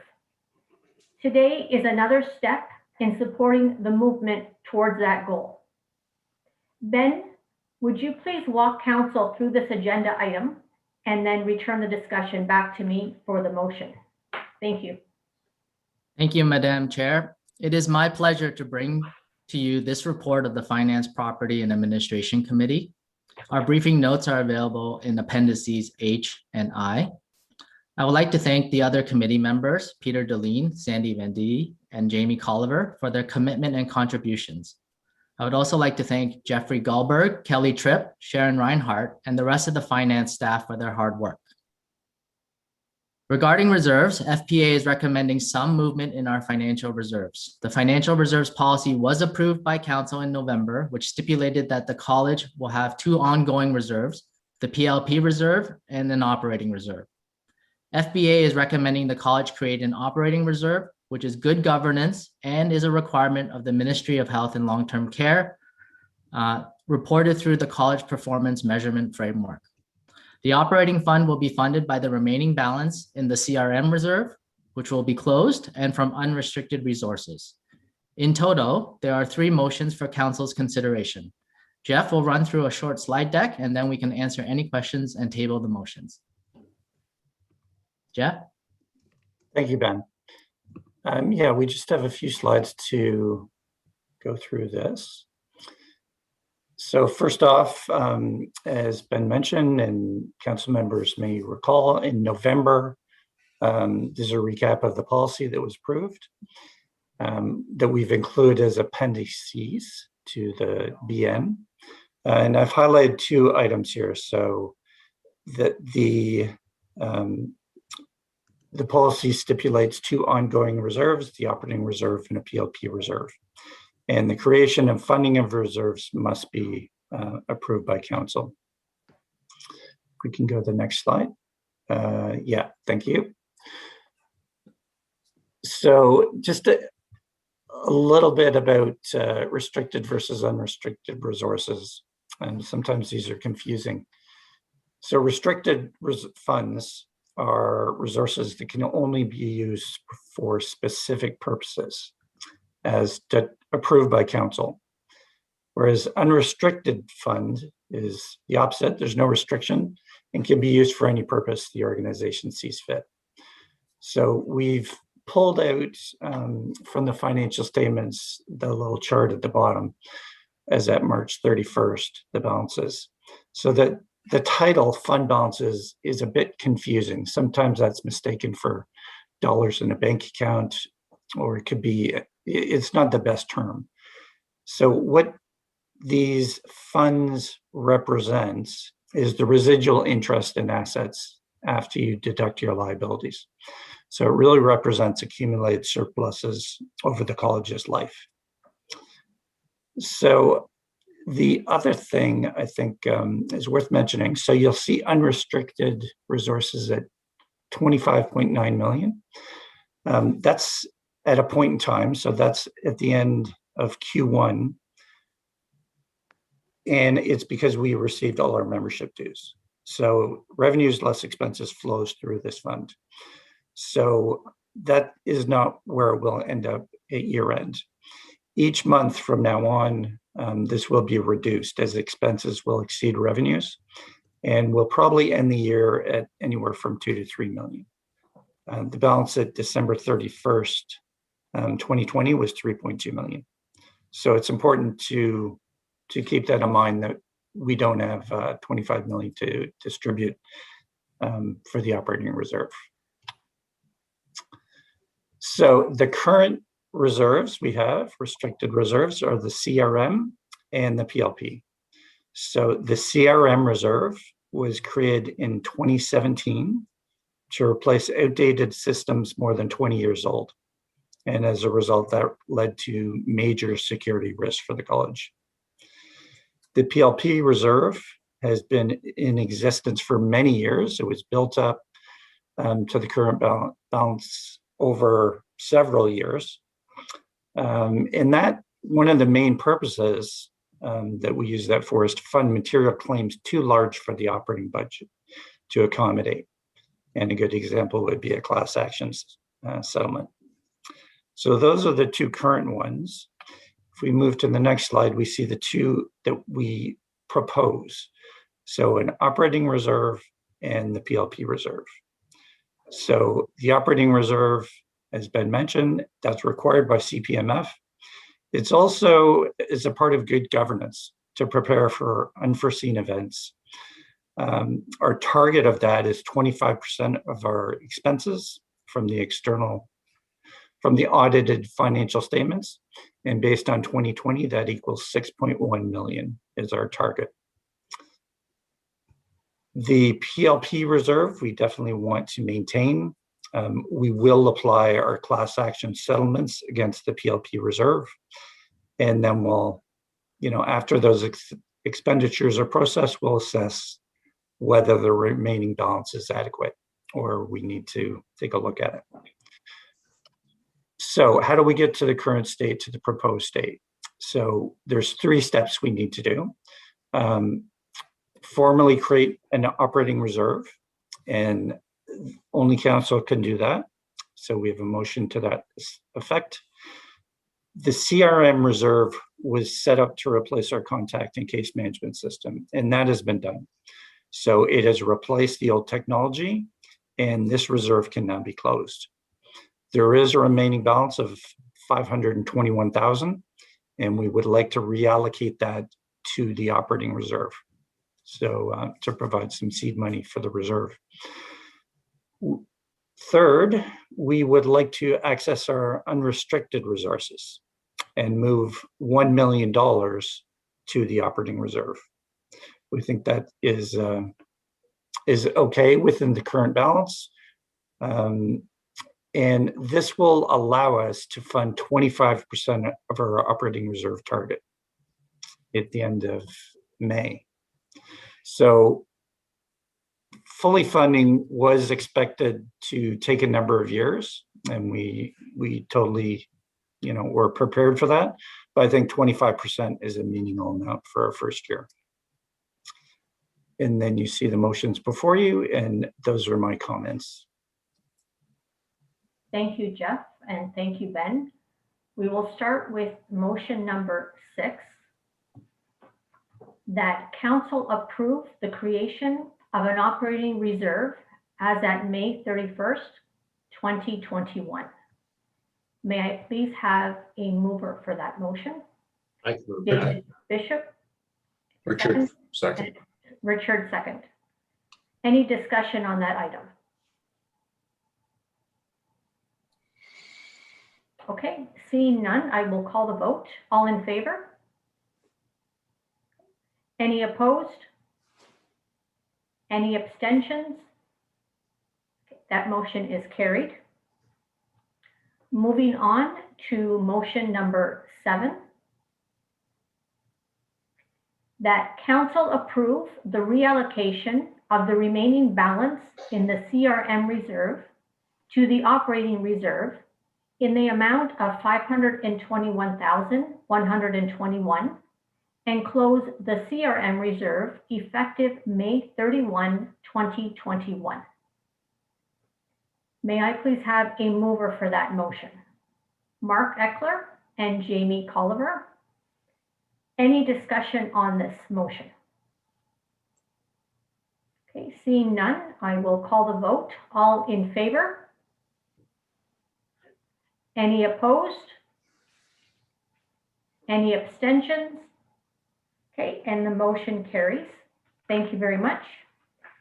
And the final motion from the FPA report is motion number 8, that council approve the reallocation of a portion of unrestricted resources to the operating reserve in the amount of $1 million effective May 31, 2021. May I please have a mover for that one? Jack Wasserman and Ellie Fisher. Any discussion? Rod, I see your hand. Oh, you're on mute, please. Is that better? Yes, thank you. Just a quick question to Jeff. Jeff, in your previous segment, you mentioned you're doing some longer term planning, financial planning. I wanted to, given the context of some of the discussion today, we have a lot on our plate going forward, meeting statutory and regulatory commitments, operational changes outlined by Dan, funding the PLP. We have existing the challenges, I guess, financially over operating deficits, and we're taking on even more going forward by establishing this operating reserve. This longer term planning, is it going to be somewhat of a strategic financial plan that mirrors and or parallels the programs that are being thought of as we go forward and over the next 3 to 5 years, coming up with some sensitivity analysis, I guess, over what might hit us and how best we respond to that? I just thought maybe, I don't want to get into solution mode now, but maybe you could share a few thoughts on where you're heading longer term. Yeah, I think you hit the nail on the head. So we want to create a 3-year financial plan, do some forward-thinking resource allocations, and we don't want it just to be the expenses. We want to think about how we're going to fund the reserves, how we deal with PLP and fund that. What are the different levers we can pull? So I think it'll be more and more sophisticated as we move there. But yeah, we're looking forward to, and I think with all the pressures we're facing, it's more important than ever that we do this. I guess going forward, Jeff, answering this motion and these types of questions would be helpful, more helpful in the context of a longer term plan to see where it's positioned and how it fits in. That would be my comment. Thank you, Rod. Thank you, Jeff, and thank you, Ben. I will. Sandy, it's Richard. Could I just ask Jeff one question, please? Yes. Jeff, the funds, when it's fully, with the operating reserve, when it's fully funded, is that those funds invested? And I would assume if they are, they would be short term, but they don't just sit there, $6 million, do they? They don't just sit there. So they're commingled all with all the other assets. So they're invested on that same basis. Yeah, thank you. Sure. Okay, seeing no further questions or comments, I would like to call the vote on this motion. All in favor? Any opposed? Any abstentions? That is carried. Thank you very much.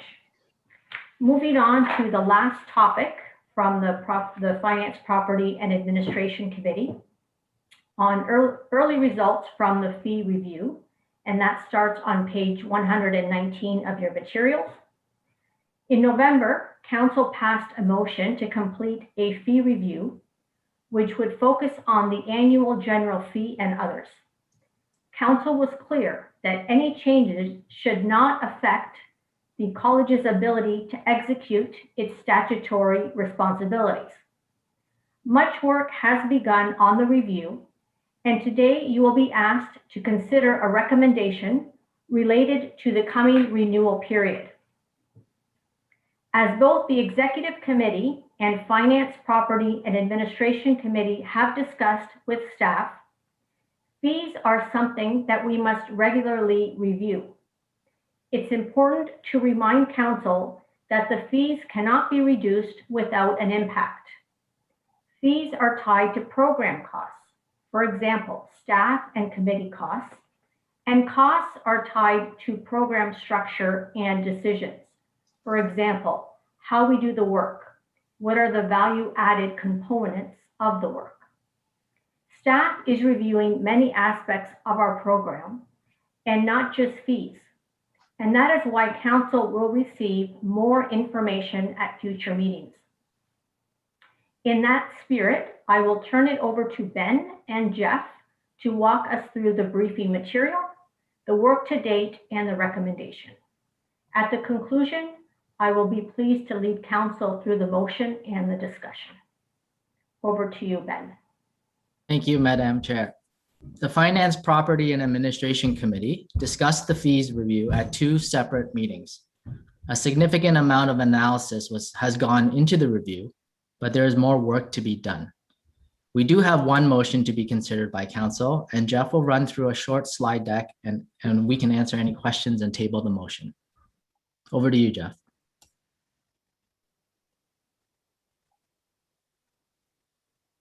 Thank you, Ben. So as Sandy mentioned, there was a motion passed in November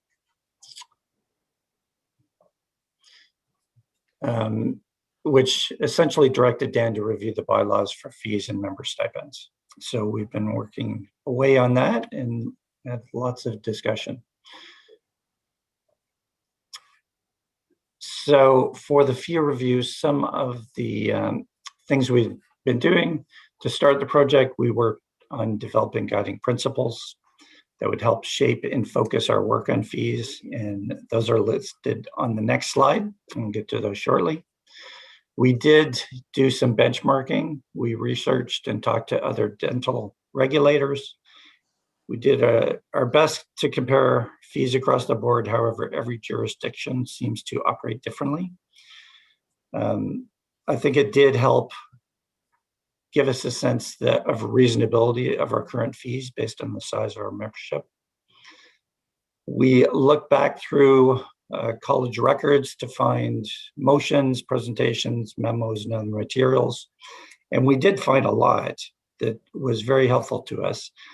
Some documentation is well beyond the records retention period, though. And some of our fees were established well over a decade. So we weren't able to find everything, but we did find a lot of information.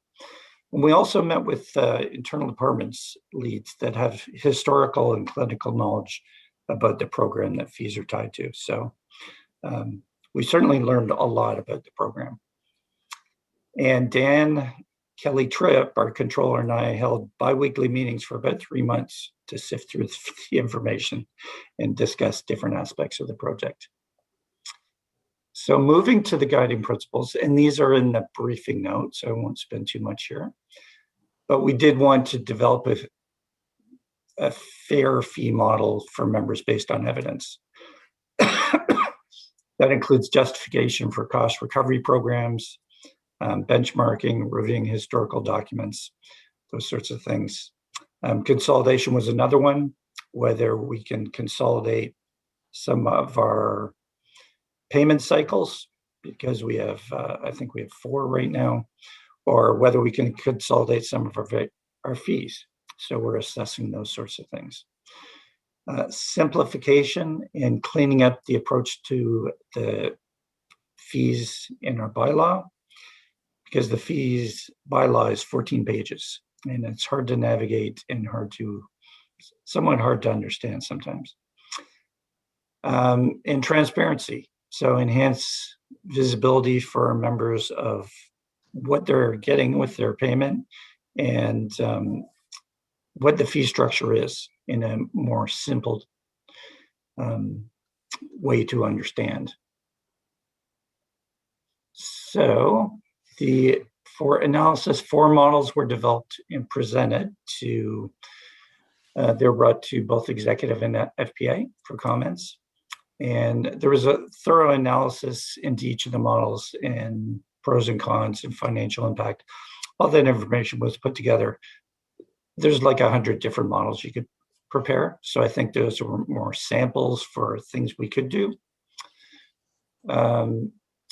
At this time, the FPA committee wanted to focus on our current model and really focusing on transparency and how the pandemic is impacting membership. So as a committee, they will continue to review recommendations brought to them, as the fees review will be an ongoing project. So for transparency, we have 2 documents to share to enhance our transparency for members. I think they're both included on the briefing note. So the first one is a 2-page summary of what's included in the 14 pages of our bylaws about fees. So this is a much cleaner snapshot of all those details and something that's easy to understand, easy to digest. And we will be posting that on the website. We also developed a document that describes how our expenses are allocated across the different areas of the college. We think this provides a degree of transparency that has been missing, in that members, we think they will appreciate seeing what their fees support. So on the next slide, we have that document. It's also in Appendix C on page 140. So this provides a breakdown of our expenses by percentage and by dollar amount based on the membership fee. So in 2020, membership fee was $2,435, and it gives the dollar amount proportionately for each of those categories. We also grouped the admin functions in blue, and the regulatory slides are represented in the burgundy color, and PLP is in green. So we thought that provide an extra degree of information for the group, and we'll post that on the website as well. And that should be easy to update every year. So there is a recommended motion. So again, FPA was concerned about the impact of the pandemic and is making a recommendation to hold fees flat for 2022. This would require a suspension of the bylaw, so fees are not impacted by a CPI adjustment for 2022. So I think the ask today is to approve the motion in principle. That would then require circulation of the members for 60 days because it is fee related. And if we do that, we would have it back in time for the September meeting where the bylaw change can be formally approved.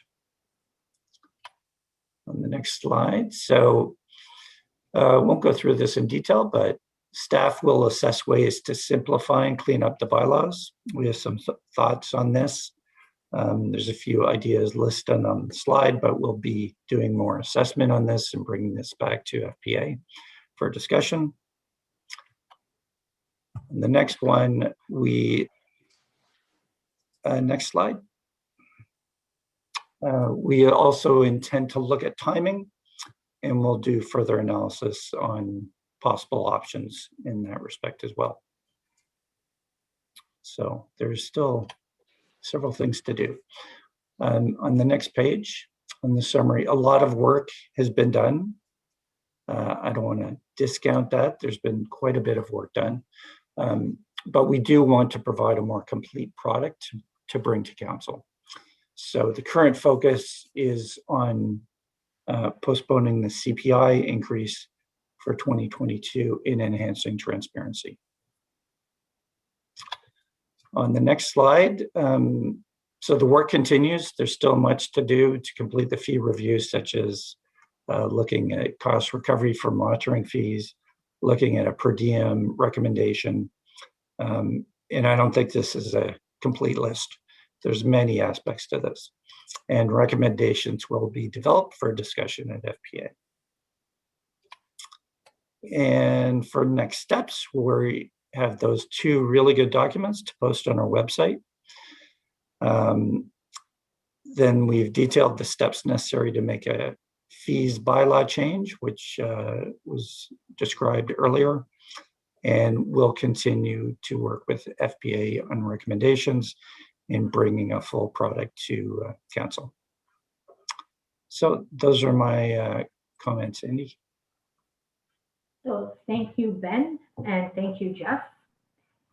We will address motion number 9 and then have a discussion. So motion number 9, that council approve in principle the amendment of Article 18.3.13.1 to replace October 1, 2021 with October 1, 2022, so that there will be no automatic consumer price adjustment increase in the fees referred to in that section for the calendar year 2022, and that the proposed bylaw amendment be circulated to members and stakeholders for at least 60 days.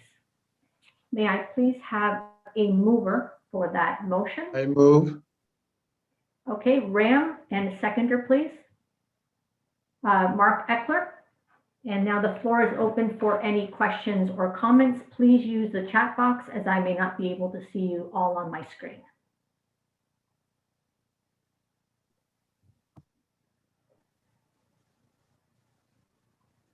Just give that a couple more minutes in case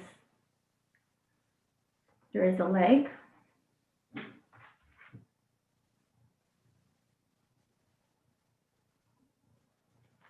Okay, I do not have any questions. Oh, I have a question from Judy. Judy, the floor is yours. I think you are on, there you are. Yeah. Okay, thank you for the presentation. I'm a little confused. The previous presentation was on the need for sort of shoring up the PLP and the fact that there will be a deficit at the end of the year, and because the college too has experienced adverse COVID impacts. And I understand the reluctance to raise fees. But given the amount, the percentage of the revenues that goes to PLP and providing other services to dentists as well as the public, I'm sure this is not a popular question here in this group, but I'm just wondering why there's no real debate, certainly at the council, about whether or not, holding fees is the right way to go. I mean, if we're going to have a deficit next year and we need to find additional monies to put in the operating reserve, there are lots of financial pressures for the college itself. I just put the question out there. Jeff or Ben or Dan? Dan, would you like to answer that? I just want to make a comment about that because, Judy, there's a number of factors at play here. And again, this is for council to debate. The factors at play are the cycle of our budget and fee renewal is somewhat awkward in terms of trying to figure out what our fees should be, but because we send out our invoices in mid-October, but we don't have an approved budget, which is tied directly to fees until the end of November at council. So there's that at play. The other part is if a bylaw needs to be changed and all fees or the vast majority of fees are in bylaws, that requires circulation. So now you're into a timing issue in terms of circulating a decision or a direction in principle that needs to come back to council for final approval. And even adding the September meeting, I was doing some math, there wouldn't even be time necessarily between September and November to do that. So that's why it was considered by FPA for this particular meeting to have that discussion. And I think to go back to your comment about the fees and the possibility of a deficit budget, I think that's still a possibility. We are just starting the budget cycle internally, and that means all departments will be asked in the next week to start looking at their budget books and really looking at where they expect to be in 2022, how that will contribute to the budget, and where we can find savings, because we have been looking for a number of different ways in which we can save money. Those are all the factors at play. I don't have an answer for you, but I think it was, when we actually have to send invoices out to members to get them to pay their fees in mid-October, the amount of lead time to change a bylaw, and the fact that we talked this morning, obviously, about PLP and the contribution of PLP to the global financial situation. So again, it's here for you to consider. But those are some of the factors that staff have been wrestling with in terms of how we approach this. And if we don't get it completely right this year, we want to make sure that we address all of these issues into 2022. So am I correct in taking from this that this is sort of a placeholder motion to give us time to reevaluate, to bring something sort of more well considered in terms of it being in line with the college's own needs for next year, if that makes sense? Yeah, I think I know what you're saying, and I think I'll also ask Alan Bromstein to say a few words, but I would call it more than a placeholder motion, because what you would be doing is signaling that you want to keep the fees. If you pass the motion, you want to keep the fees at the current level, $2,510 into next year. That has to go out by bylaw to the membership for circulation. It comes back to you. In this case, it will come back in September for a final vote. I think in practice, you could vote it down at that point in time and decide not to go with it. But you will be sending out this motion if you pass it to the membership after this meeting. So it's more than a placeholder. It's actually signaling this is what you want to do. Let's hear from the members. You'll get that feedback, and then you have to make a decision as council as to whether you want to go with that or not. Yeah, I meant actually a placeholder in terms of there isn't time to go through all of these other processes as you've described them in this calendar year. And so we're sort of holding fees at their current level, and the analysis as to whether or not they are going to be adequate going forward will take place, so that we'll be in a better position by this time next year to make a decision about whether to increase or decrease or hold them again. Does that make sense? I'm not sure if I'm making myself clear. Judy? I think it makes sense to me, and I'll turn it back to Sandy to organize other comments. I know David Bishop had a question. Rod, did you need to answer? Well, I was just going to compliment Judy's comment and maybe also reference my previous conversation with Jeff, in which he said they're undergoing some longer term planning. I would like to call that strategic planning, given our operational strategic plan. And would it be fair, Jeff, to ask you for a cut of that by September Council? And so we can make an intelligent decision as to whether things like holding the fees constant is viable or not. And maybe we'd have some other conclusions as well. And that might address Judy's concern as well. Yeah, I'm not sure if we're going to have it ready for September. We could prepare something, but the budget was going to be sort of the year one of the strat plan. So the budget won't be complete at that point, but we could maybe put some high level numbers together. Yeah, if you could give us a comfort level, Jeff, I think at least first cut would be appreciated. Okay, moving on to the next question from David Bishop, but I'd like to clarify the motion is for only the year 2022, so 1 year only. David Bishop, please. Okay, my question, having just received my homeowners and car insurance renewals, and the percentage that it's gone up is on the PLP, all insurance is going up. So to try and hold the fees without reflecting on a possibility of increases there, it would be unrealistic. Suddenly, if they added another $50 or $75 per member, we would be in a severe deficit then.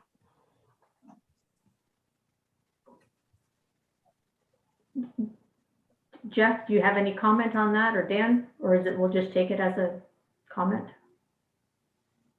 I could comment on just on insurance in general. The market is very hard. Our insurance rates internally went up quite a bit this year. We don't anticipate any short-term relief from that, but I think it's with a lot of other costs. Most costs don't go down year over year. So banking fees, credit card fees, things like that. So we'll just have to try and accommodate those as well as we can. Any other questions or comments? Alan's hand is up. Okay. Nolan? Alan Bromstein, sorry. Okay, I can't see him on my screen. That's okay. All right. So the registrar asked me to comment specifically on the issue raised by Judy. And when you send out something approved in principle to the membership, as is required to do for at least 60 days, and they have the ability to comment on it, while it is absolutely true that council could then reject the change at the next meeting and therefore not amend it, the expectation of the membership is that there's relatively significant support for the motion, the bylaw amendment that you're putting through.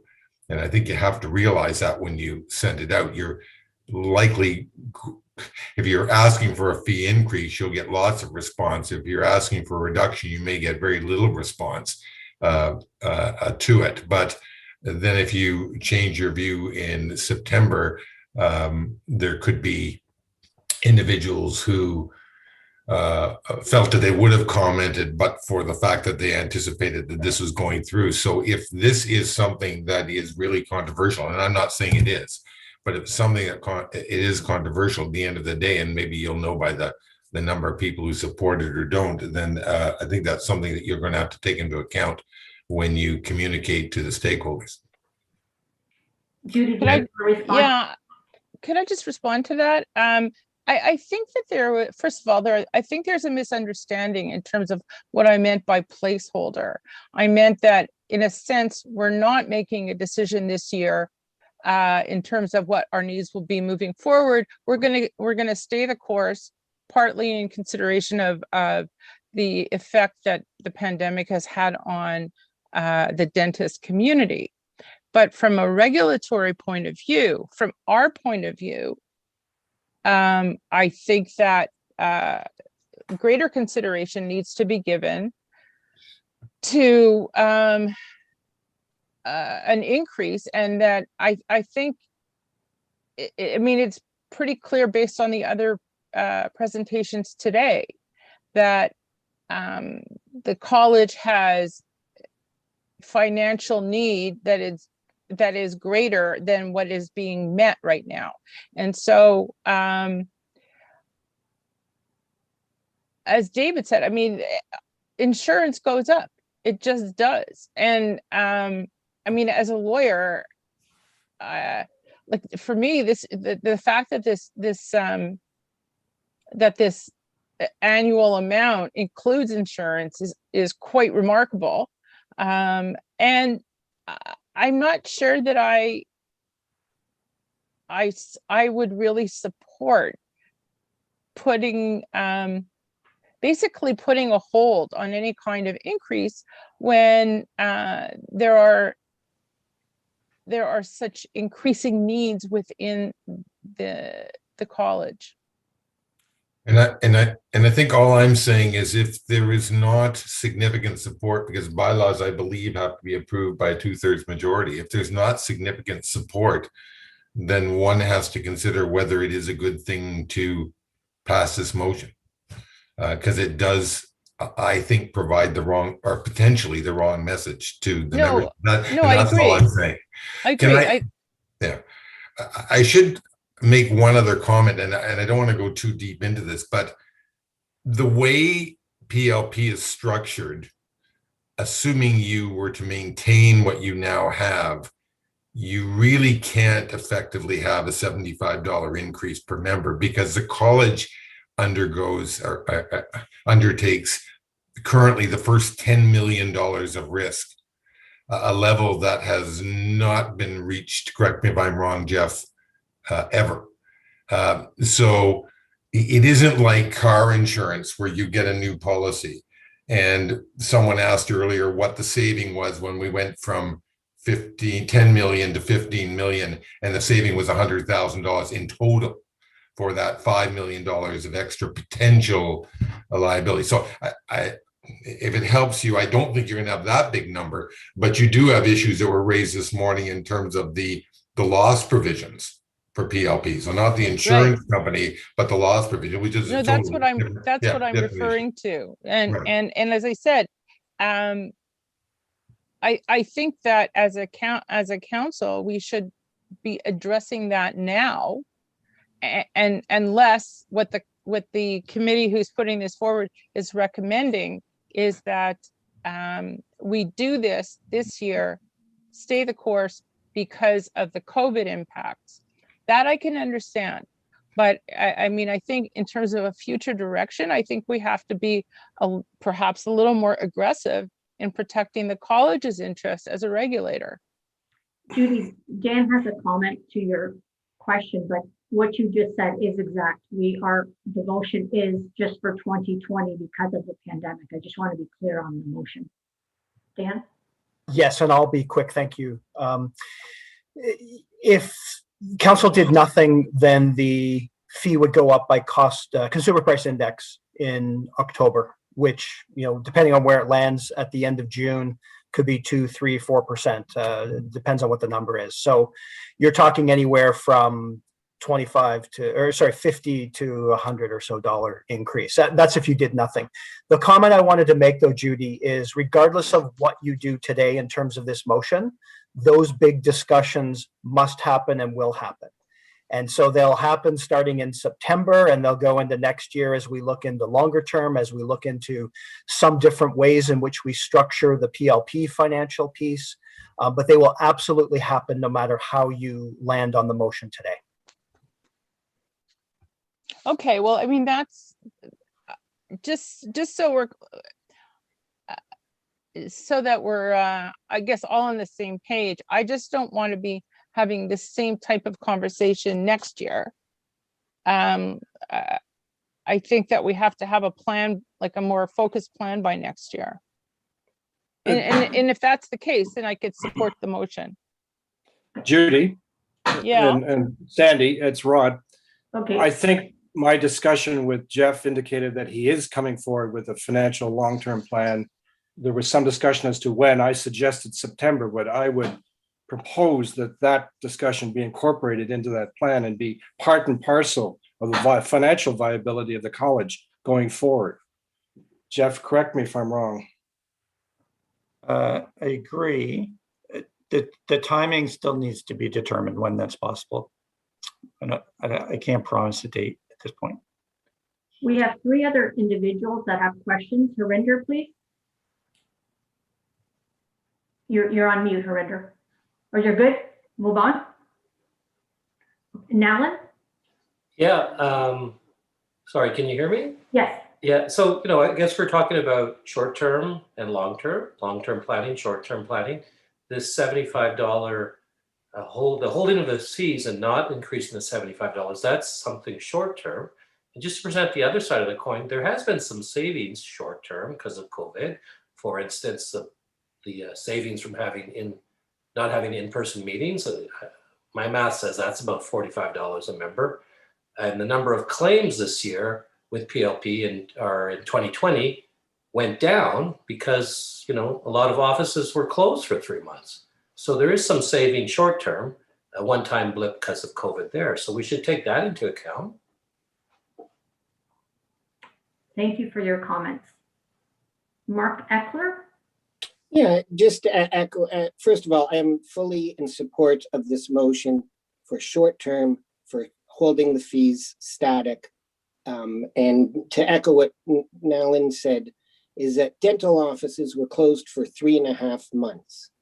Therefore, the loss provisions for PLP, if proportional, should be at least 25% less. If we budgeted 3.5 million, I think I recall from the PLP, there is a chance we actually may hit that number and be on budget this year and not go to 5 million because they were closed down a quarter of the time. That is one of many things to look at. So short term, definitely I'm in favor of this motion. Cindy, can I respond to that? Yeah. So Mark, the dental offices were closed in 2020, correct? Not 2021?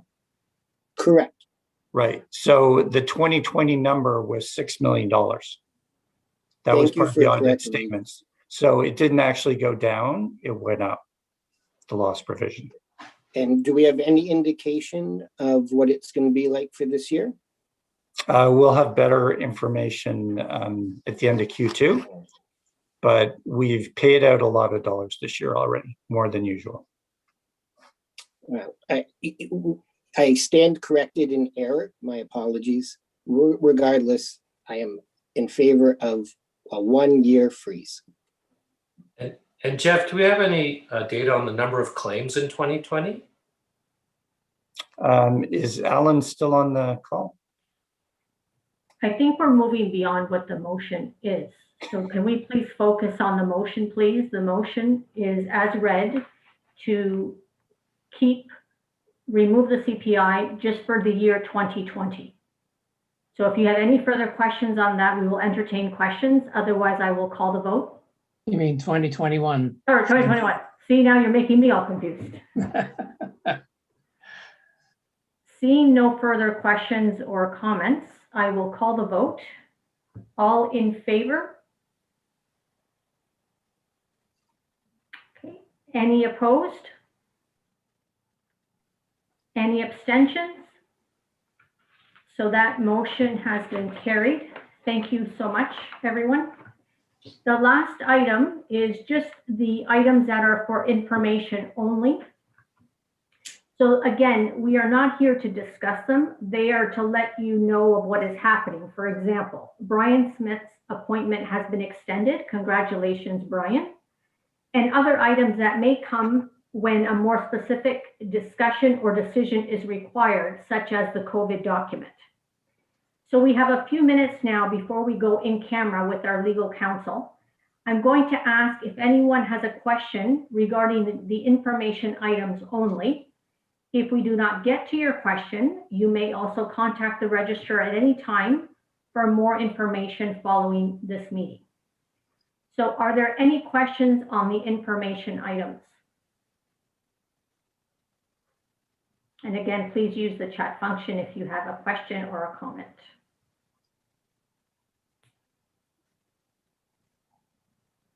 Brian Smith. Thank you, Madam President.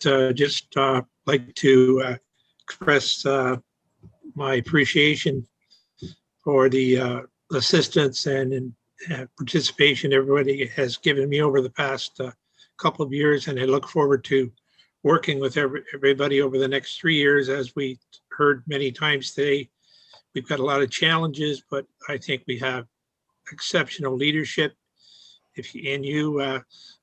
President Sandy, and also Dan and all the staff, and certainly a very committed council to do the regulatory excellence that we know has to be done, and to protect the public interest. So I look forward to that, and thank you very much. Thank you for your comments, Brian. Okay, there are no other comments that I can see. So I'd like to thank council. And as I said, we have another meeting scheduled on September the 17th. And this will be our 4th meeting for the year. And what we will try to do is during an election year, we will try to find a way to be more efficient on the election of the executive committee and appointing members to committees. So this concludes the formal public agenda.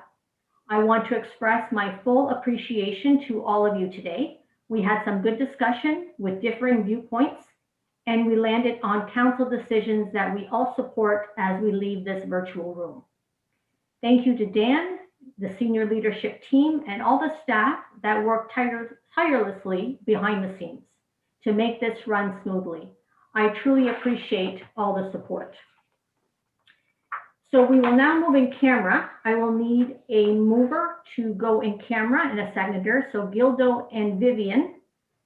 So moved by Gildo and seconded by Vivian, that council exclude the public from the meeting to receive legal advice and or opinions from the college's solicitors in accordance with clause 7(2)(e) of the Health Professions Procedural Code, which is Schedule 2 to the Regulated Health Professions Act 1991.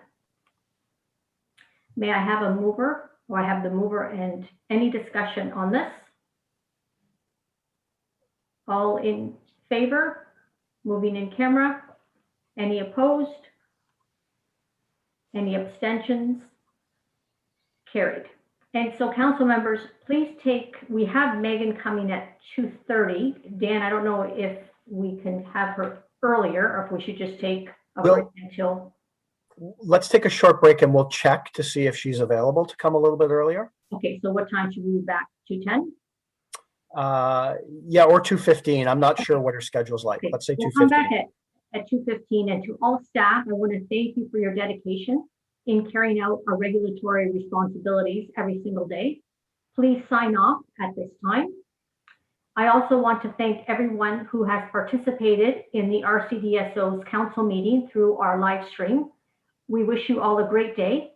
We will be terminating the live stream momentarily. After the in-camera session, we will resume the full meeting, but for the sole purpose of adjournment. So for our in-camera session, it will be council members, our legal counsel, and both the registrar and the assistant registrar. So we will resume at 2:15. Thank you, everyone. Thank you, members of the public. This ends our live stream.